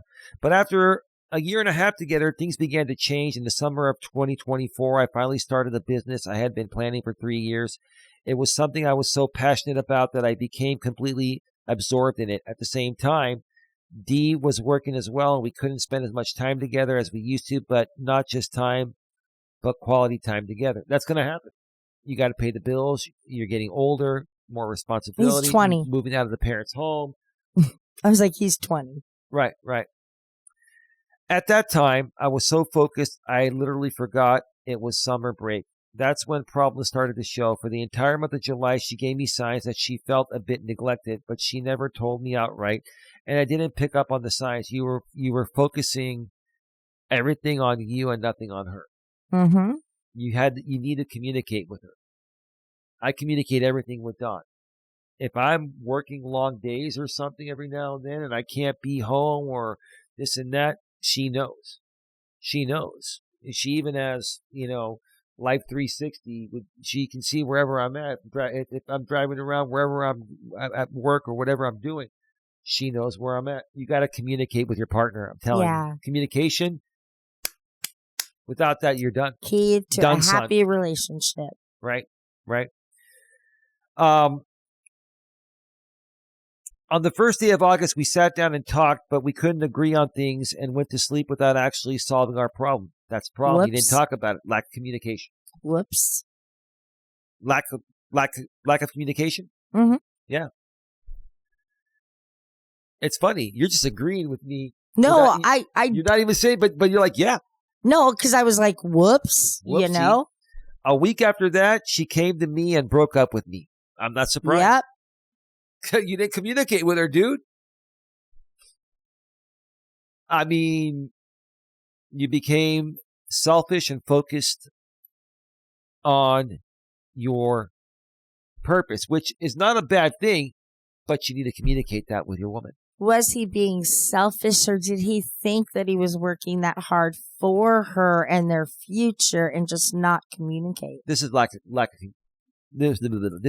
communication. That's what I just said. Yep, you're right. This could be marked as the starting point of a 4-month long period. Over the next 4 months, we went through an on again, off again cycle. I kept clinging to what we had, hoping we could fix it, even though I tried so hard. The truth was I wasn't the person I used to be. I became insecure. There's your answer. I became insecure, anxious, and jealous. Done. Those are the biggest turnoffs to a woman, period. I'll agree, yes. Your woman lost trust in your masculine core. When a woman loses trust of your masculine core, your center, the thing that makes you a man, you're done, son. Say it. Done, son. Well, yes. What's your favorite line? Done, son. Done, yes. son. Yes. If your partner, whether it's your husband, your wife, or your partner, if they're not coming home and at least making time for that personal touch in the bedroom, then there's a problem. If they can't even make the time for you there, then their head is straight into their work, you know? All right. Yes. Oh, that's well said. This is interesting, huh? A little bit, yeah, with him being so young. I became insecure, anxious, and jealous. Someone unrecognizable even to myself. You lost your soul. You lost who you are. I used to be confident, charming, funny, and relaxed guy. And that's why you had a woman. That's what women want. You were exactly what she wanted, and then you lost yourself. But everything changed. All of this happened because my parents were on the verge of divorce. Oh. So that right there affected you at 20 years old. That's going to affect anyone. Anybody. My business wasn't taking off as I had hoped. So you're feeling like a failure. And I felt like I was losing the one person I loved the most. No, you were trying to cling on to her. You were basically you made her your purpose. And that lost focus of you focusing on your purpose. He felt like he lost focus of the love of his life. Maybe he was mistaking that love of his life for his childhood and growing up, and with the divorce of his parents threw him into that tailspin because he lost that identity of being a normal, child, and the parents are married and everything's hunky-dory. Now I am a adult child of divorced parents, and my childhood wasn't as hunky-dory as I thought it was. That could really throw a guy into tailspin, especially, I mean, that's my assumption. I'm not a guy. Tell me what you think, Boo.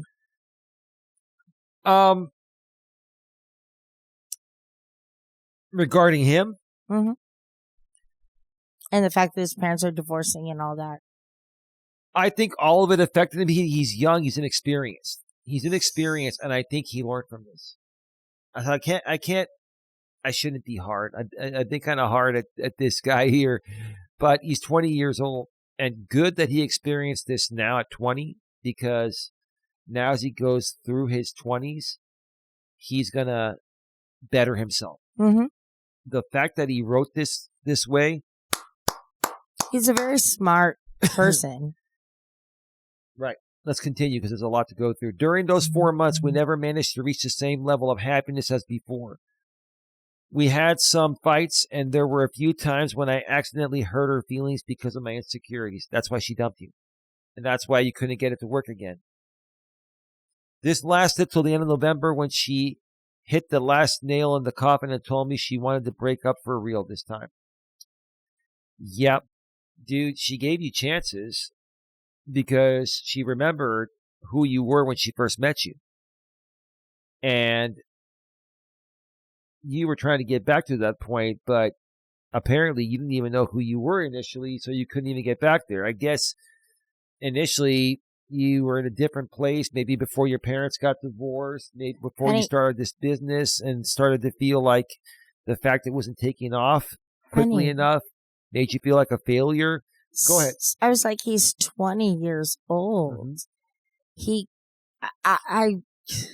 I would be very upset if the man felt like he was a failure at this point. If one company didn't start off, I mean, not very many 17-year-olds has their first business launch, you know?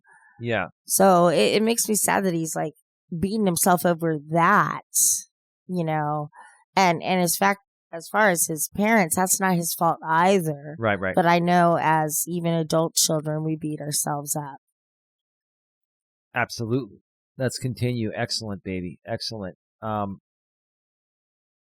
So, number 2, my feelings, thoughts, and current situation. When we finally broke up for good at the end of November, it was devastating. I cried desperately. But even at that moment, I knew I had to do something. I started reflecting on everything, what went wrong, what I felt, and how I had changed. I wrote pages and pages about our relationship and my emotions. That's good. Mm-hmm. You wrote it out, right? Mm-hmm. Journal it out. Journal it out.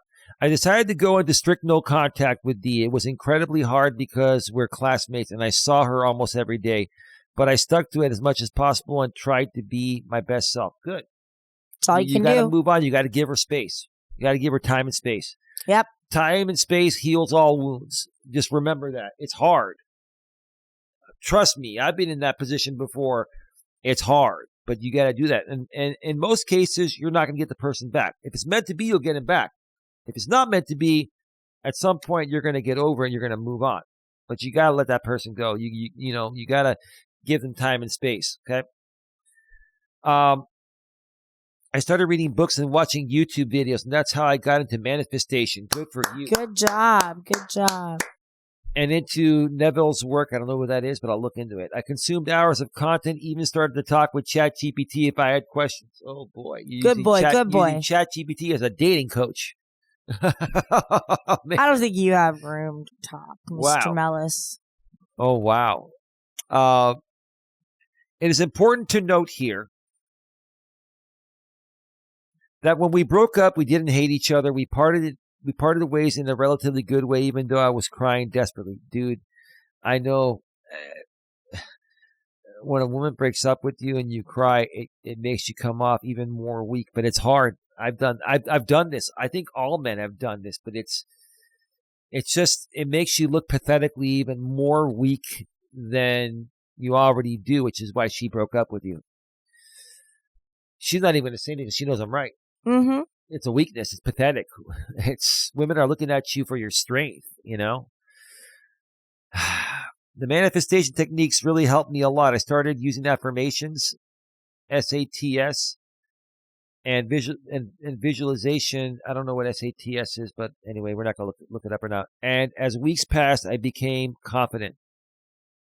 I loved myself again, and I was 100% sure that there was no 3P and we would end up together again. I don't even know what 3P is. 3P? 3P. I'm assuming be the third time they got back together. 3P. Just the number 3 and the letter P. Okay. They really, bring it down. I don't know what to tell you. That's my assumption. I was actually starting to be grateful. I was grateful that I experienced this heartbreak. I was grateful that I got to learn so much about relationships and myself and that I had the opportunity to be a better man than I ever was. I'm going to say this, okay?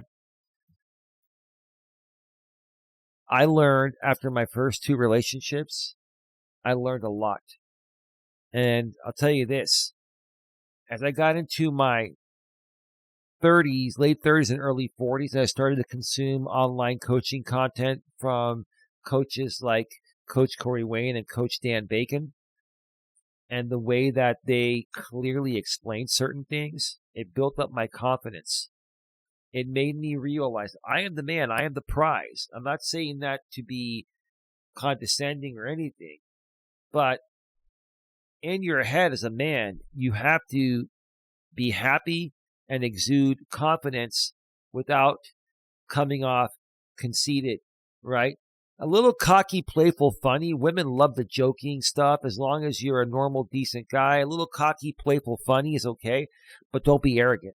I think that goes the same with women. It does too. Yeah. But men and women both don't like arrogance. Arrogance, no. You're out the door, or you're never going to get in. You're never going to get in the door in the first place. Okay. Mm-hmm. So let's give me a second here. Let's continue here.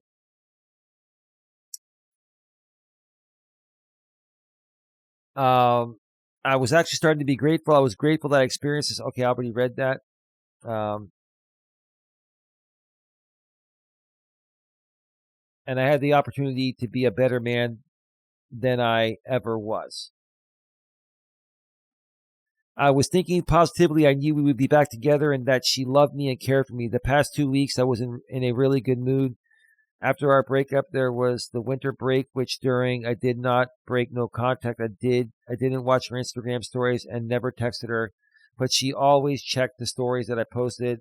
After winter break, school started again, and I felt so confident that I felt like I didn't need to do no contact anymore. No contact in my case meant that I didn't look at her, I didn't speak to her, I acted like she wasn't there. I wanted to open up to her, but she didn't.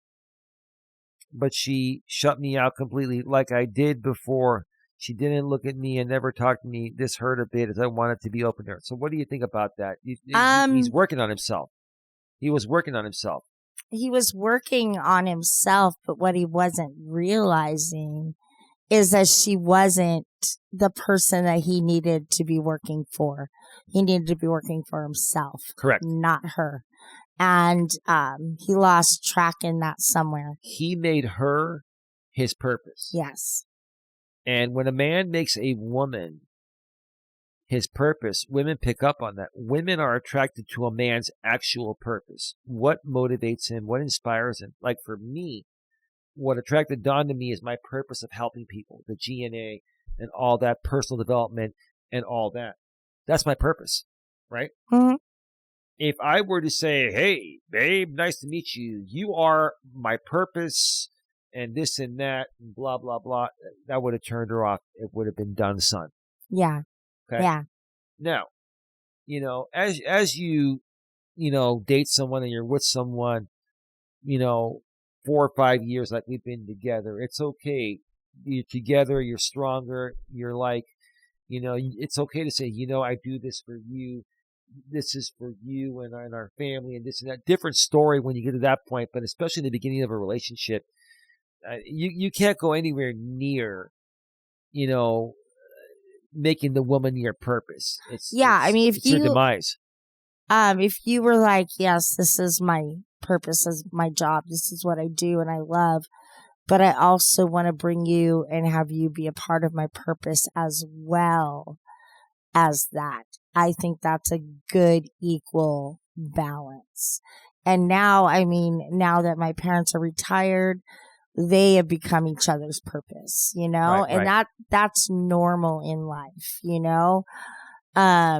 it's just a progression. But even then, your father has a purpose. He takes care of the yard. Provides. He takes care of the manly stuff, right?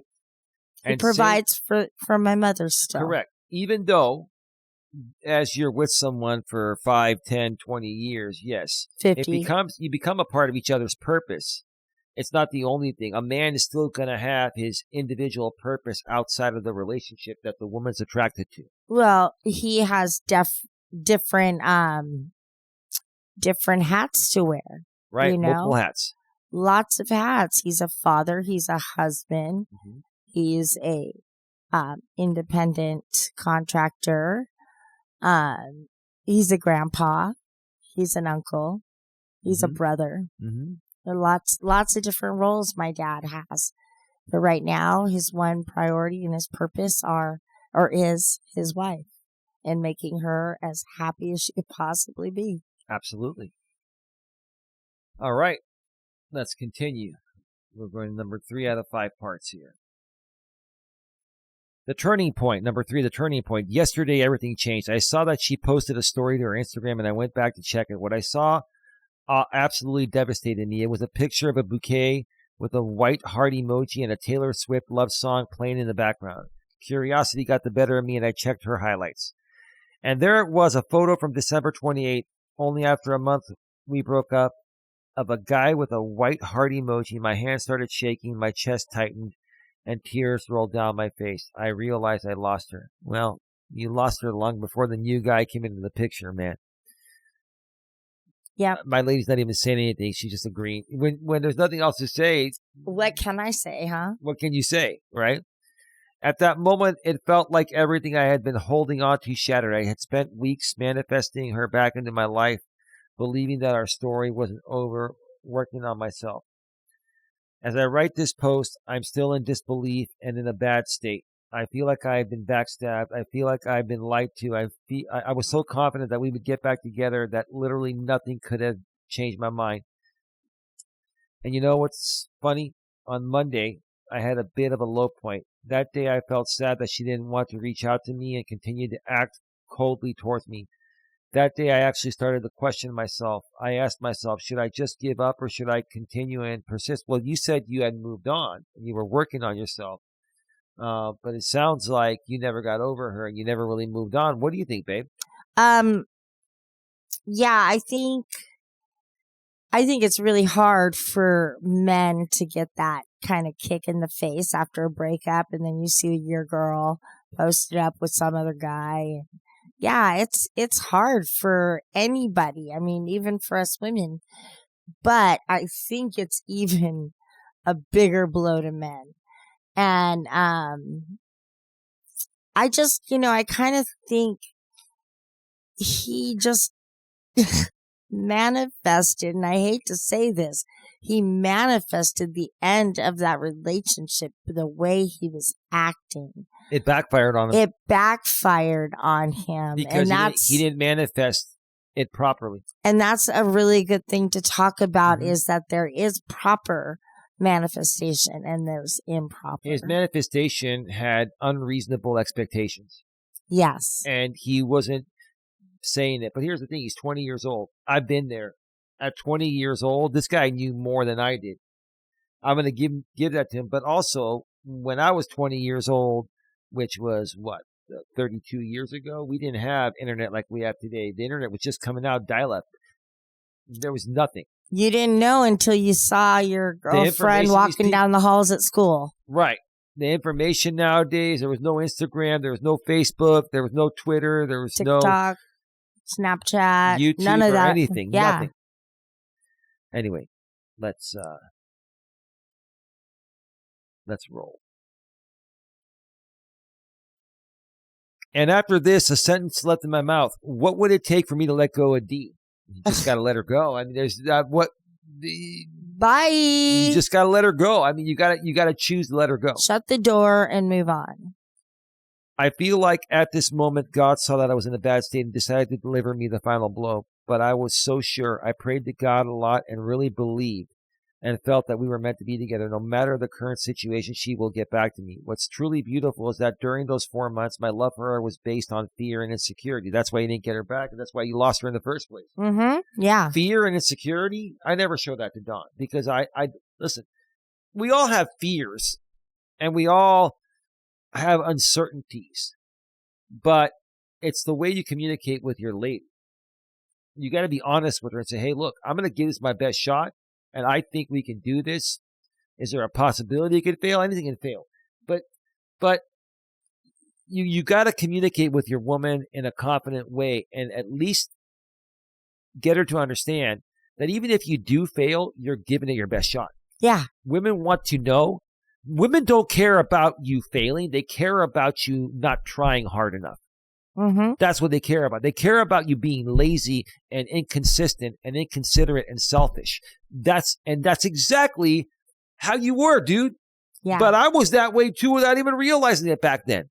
Go ahead. Yeah. No, I mean, it kind of sounds like when his business didn't kick off, it kind of almost took that purpose away. And so he then transmitted all that purpose onto her in the wrong way, you know? Right. He didn't get what he wanted to put his time and effort into with the business.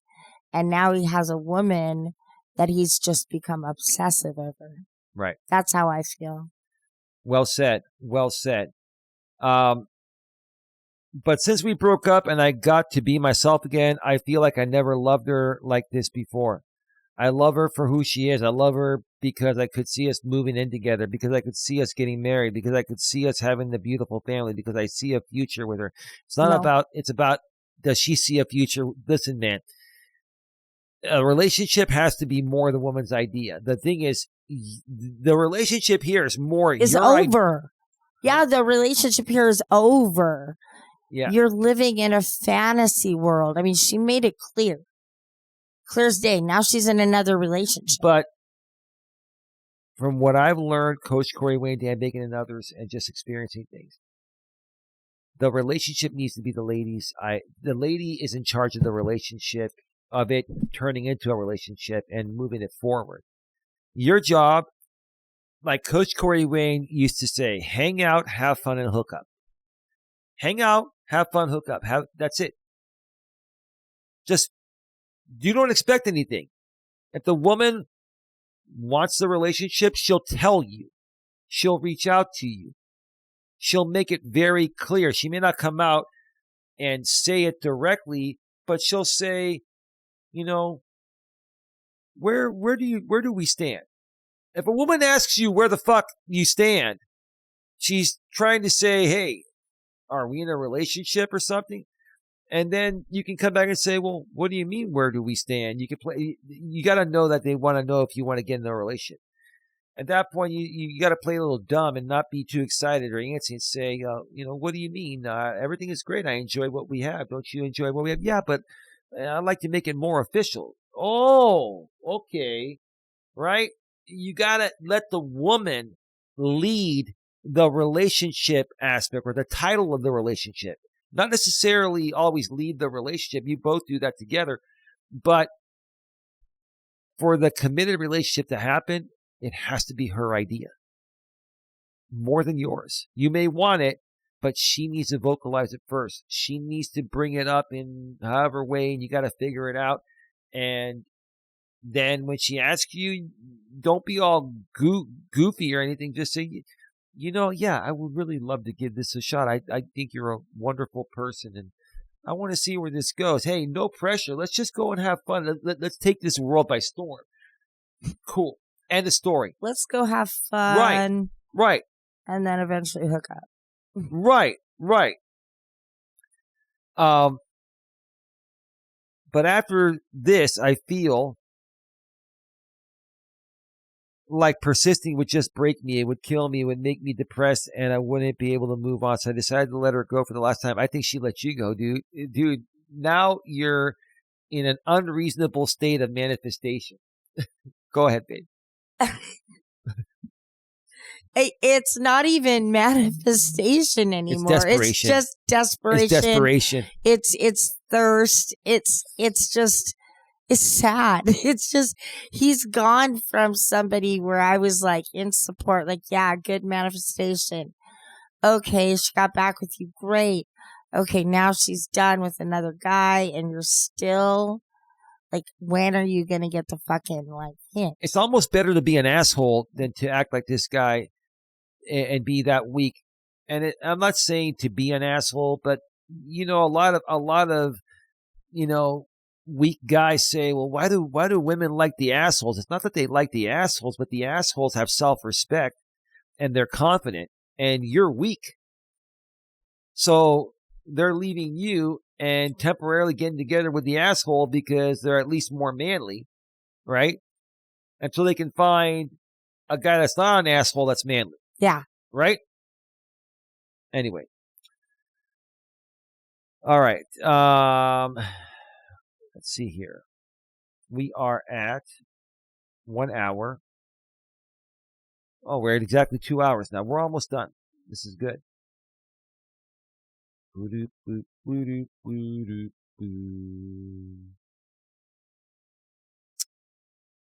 All right.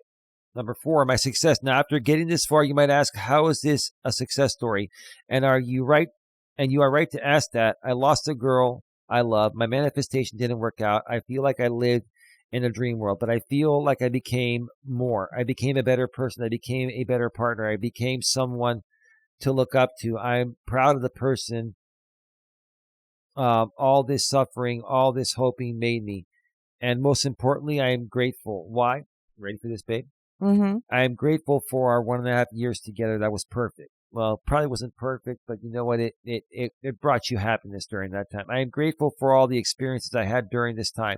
I am grateful that I was able to grow as a man next to her. I am grateful for that 4-month long heartbreaking period because I made every mistake possible and now I can learn from that. Amen. Yes. That is the key right there. Mm-hmm. Go ahead. Yeah, no, that's absolutely it.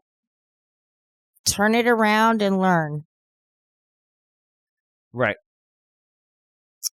Let me see here. I am grateful for our breakup because I got to work on myself. Amen.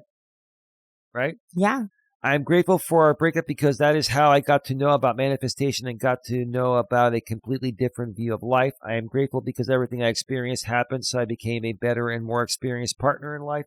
I am grateful because I know whatever is coming will be even better than I could ever imagine. It is hard, I won't lie. I feel like crying right now, but it is okay. In my mind, it is still a success story because the experience and knowledge I acquired lasts a lifetime. She may not be my girlfriend, and while it is challenging not to love her, everything happened for the best. I might not know the reasons right now, but there will be a time when I look back and I thank myself for having gone through all of this. So right here, he is coming to terms with the fact that he's never going to get her back, more than likely never going to get her back, but he got something out of this. Mm-hmm. And she helped him indirectly, and maybe even directly, by learning how not to be in the next relationship. Go ahead. What are your thoughts? No, that goes for both men and women. If one of your relationships does not work out and you're able to then go back and reflect what happened, sometimes you'll see that it was more on you than it was on the other person. Right. And it was the way that you were making them feel. That's a lot. Like, that's a big problem, is that people take their own insecurities and try to beat other people up with them. Say, oh, well, I might not make as much money as you, but I've been working there for so long and I'm going to have a pension and da-da-da-da-da. Whatever. It's just, you don't have to outdo or outshine. Just manifest what's positive For and yourself. Be yourself. Truthful in your own self. Mm-hmm. That's what I'm trying to get across. You don't need to compete with other men or other women. No. Compete Find with it yourself. in your heart what you want, what's good for you, and will make you ultimately a happy person. Mm-hmm. And then you manifest that. Babe, I used to be very competitive with other people in the game of life in my younger days. And when I hit my early to mid 30s, I'm like, no, the only person I'm competing with is myself. I'm just trying to better myself.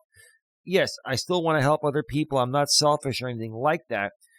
But I don't care if everyone else around me makes more money than me or twice the amount of money I make. I used to care. When I was younger, I used to care when people made more money than me, especially women. Now Yeah. I don't. And that's the mindset to be in. The only person you're in competition with is yourself. Yeah, I heard, I can't remember who it was, but I remember a baseball player saying in an interview, they were asked, Are you trying to beat this player's average or their record? And that baseball player said, no, I don't think about that. I think about my record. I want to beat my record. And then each time I beat that, I want to beat that record. I'm not looking at so-and-so's record. That's his. That's what I'm here to have achieved. fun and play the game. Yes. I'm not here. And every time I do, I get better. And that's what I want to do. I'm not here to create drama or go out there publicly and say I'm challenging somebody's home run record or touchdown record or whatever, right? Yeah. Right. Yeah, I just want to learn every time I go out there by my mistakes and by the coaches who can train me from their mistakes. I'll tell you who's really humbled himself. Barry Bonds. Tom Brady. No, Barry Bonds and Tom Brady both went to Sarah High School, where I went to Sarah High School, San Mateo, California. And graduated. Listen, Barry Bonds is a phenomenal person. Tom Brady, I've grown to have a lot of respect for him despite all his public stuff and, when he was playing football. But he is one of the best color commentators in football history. He is the encyclopedia. He's the Bible of football. Oh, he is. Tom Brady is the Bible. No matter how you feel about him. Yeah. He is. And he's humbled. No, listen. He has humbled himself. He was very competitive. No doubt about it. Even back in his Sarah days and when he was playing in the NFL. But now he's humbled. He wants to help other people be the best they can be at the game. Yep. And that's when, because I used to think he was one cocky son of a gun, and he probably still can be. But this is what happens. You go through all this. Now you're retired. Now you're like, I'm getting older. I need to grow up. Now I want to help people enjoy the game. And you have to realize, like in situations like that, times, as times progress and stuff like that, people are going to be a little bit better than you. Mm-hmm. I mean, if you want to go back and look at how many home runs Babe Ruth hit and then how many people have exceeded that throughout the years. Right. You can't take anything from the fact that Babe Ruth was an incredible baseball player. Absolutely. But just in time, records are going to be broken and beat. So, all you got to do is break your own and keep moving forward. Absolutely. Let's get to number 5 here so we can wrap this up. My thoughts to you. If you're reading this, chances are you felt something similar, an ache that feels like it might never go away, a loss that seems impossible to move past. He put P-A-S-T this time. Okay. Wonderful. I'm sure it was a spelling autocorrect up above. I want to tell you something I've learned the hard way. Sometimes the best thing we can do is let go. Live and let go. Amen, brother. That comes from the Bible. Not because we stop caring, but because we choose to care about ourselves enough to release what no longer serves us. I'm going to give you a big round of applause. Amen. Let go of what no longer serves us. That doesn't mean we have to be rude to these people. It doesn't mean we have to be hateful or anything. Let go of what no longer serves us. That is a great topic. That's a great topic. That's a great topic for a walking stream or something. That's a fantastic. Dude, you even helped me.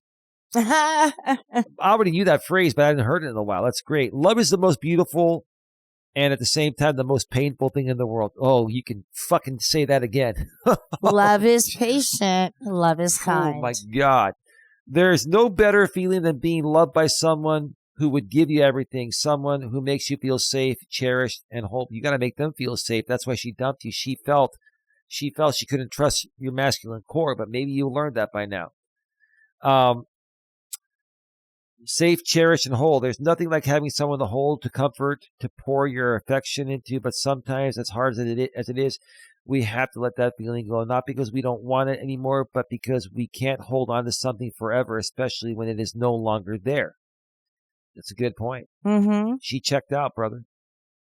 And when she checks out, that's it. Letting go is not giving up. It is choosing yourself. It is deciding to step out of a dream that's become a cage and into a reality where you can grow, heal, and find new joys. It is hard, I know. It feels like a tearing a piece of your soul out, but as painful as it is, there's strength in it too, because letting go doesn't mean forgetting or erasing the love you felt. It means carrying the lessons and the gratitude forward while leaving the pain behind. Right, baby? Yeah, I hope this gentleman has an experience like the Garth Brooks song. Help me with the one. Unanswered prayers. Yes. Sometimes I thank God for unanswered prayers. Remember when you're talking to the man upstairs. And just because he doesn't answer doesn't mean he don't care. Some of God's greatest gifts are unanswered prayers. Right. All right. Let's get to the end of this here. Everything, I think Eli and I can find a song that relates. Oh, absolutely. We're the kings and queens of that. Take time to reflect, to grieve, to rebuild. You don't need to rush. That's for damn sure. You don't need to rush. Trust that every step you take, no matter how small, is leading you toward a better version of yourself. You always want to work to better yourself just a little bit and become a better version of yourself each and every day. Just move the needle forward just a little bit each and every day. A version that can love deeply again, but this time without losing yourself in the process. Amen. And most importantly, be grateful. Grateful for what was, for what it taught you, and for what's to come. Life has a way of surprising us in the most beautiful ways when we least expect it. So keep your heart open, not to hold on to what's gone, but to welcome what's yet to arrive. You are stronger than you think, and you deserve a love that matches the best of who you are. Sometimes all the journey to that love starts with letting go, and that's okay. You've got this. Love you all. And his name is Zelan. Excellent, man. Let's go. Thanks for sharing your story.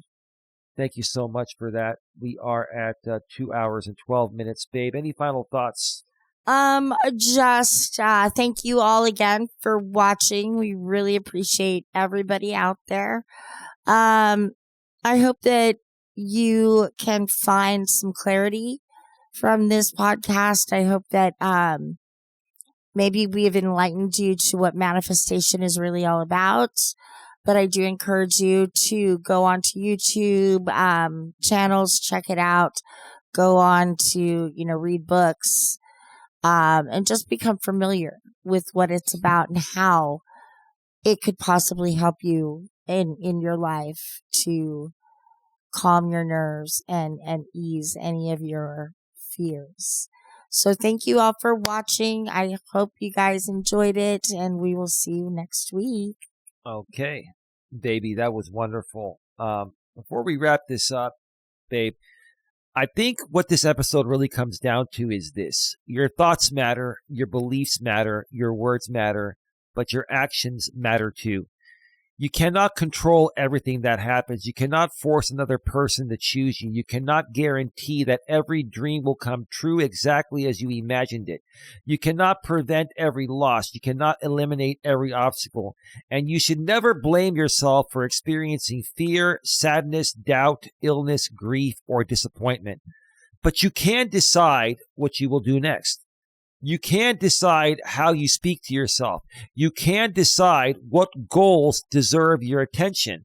You can decide whether you will remain trapped by the belief that nothing can ever change. You can decide to notice opportunities. You can decide to prepare for them. You can decide to act. You can decide to learn from failure. And you can decide that one disappointment will not become the final definition of your life. Manifestation is not about pretending that everything is perfect. It is about believing that something better may still be possible, right, babe? Yes. It is not about ignoring reality. It is about imagining a different reality and then asking what role you can play in creating it. It is not about controlling every outcome. It is about controlling your effort, your attitude, your preparation, and your response.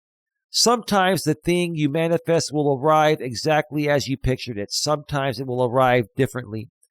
Sometimes it will take longer than you expected. Sometimes it will teach you that what you originally wanted was not actually right for you, meaning it just won't show up. Just wasn't meant to be. And sometimes the greatest manifestation is not the object, opportunity, or relationship you receive. Sometimes it is the person you become while pursuing it, like that guy in that posting. Yep. So to everybody listening, think about the life you want. Write it down. Visualize it. Believe that improvement is possible. But then get up and participate in creating it. Take the first step. Take the next step. Keep going when progress is slow. Remain open when the path changes, and never confuse a delay with proof that your entire future is hopeless. Babe, I really thank you for having this conversation with me today. Thank you. You're very welcome. But before we get on out of here, just like I always say, babe, don't take life for granted. Don't take life for granted. And with that being said, it is time to start wrapping this up. All right. You've been listening to the Don and Eli Take on the World podcast. This has been episode number 70. And the title of our show today was The Power of Manifestation. One more time, episode number 70 of the Don and Eli Take on the World podcast has been about the power of manifestation. One more time to remind you before we get on out of here, if you are listening to us on the audio-only podcast networks such as Apple, Spotify, my lady's favorite, iHeartRadio, and iHeartRadio. That's right, but I skipped one before that, Amazon's Music. She said iHeartRadio times 4 like we always do. I love iHeartRadio as well, just like Don does. We're also on Amazon's Audible. We're also on YouTube's music, audio, and video there. And we're also on many of the unknown and not as popular audio-only podcast networks. Please do a Google search for the Don and Eli Take on the World podcast. You'll see where we're at. But if you're listening to us audio only, you would like to check out the video version of our podcast, go below the description of wherever you're listening to this audio only. About halfway down, you'll see the link. Click that link. That will redirect you back to our main channel, GNA, Genuine Personal Development. When you go there, please subscribe, bang the bell, and select all notifications so you don't miss anything. Then go below that description section, a couple lines down, and you'll see the link to our live streaming channel, GNA2, Genuine Live Personal Development, where we go live regularly several times a week. We're going to start going live several times a week again. We haven't done that in a while, but we're getting back to it. So please subscribe, bang the bell, and select all notifications there. Gotta go. Time to go, babe. Have a good one. Take care, babe. And as always, be good to each other.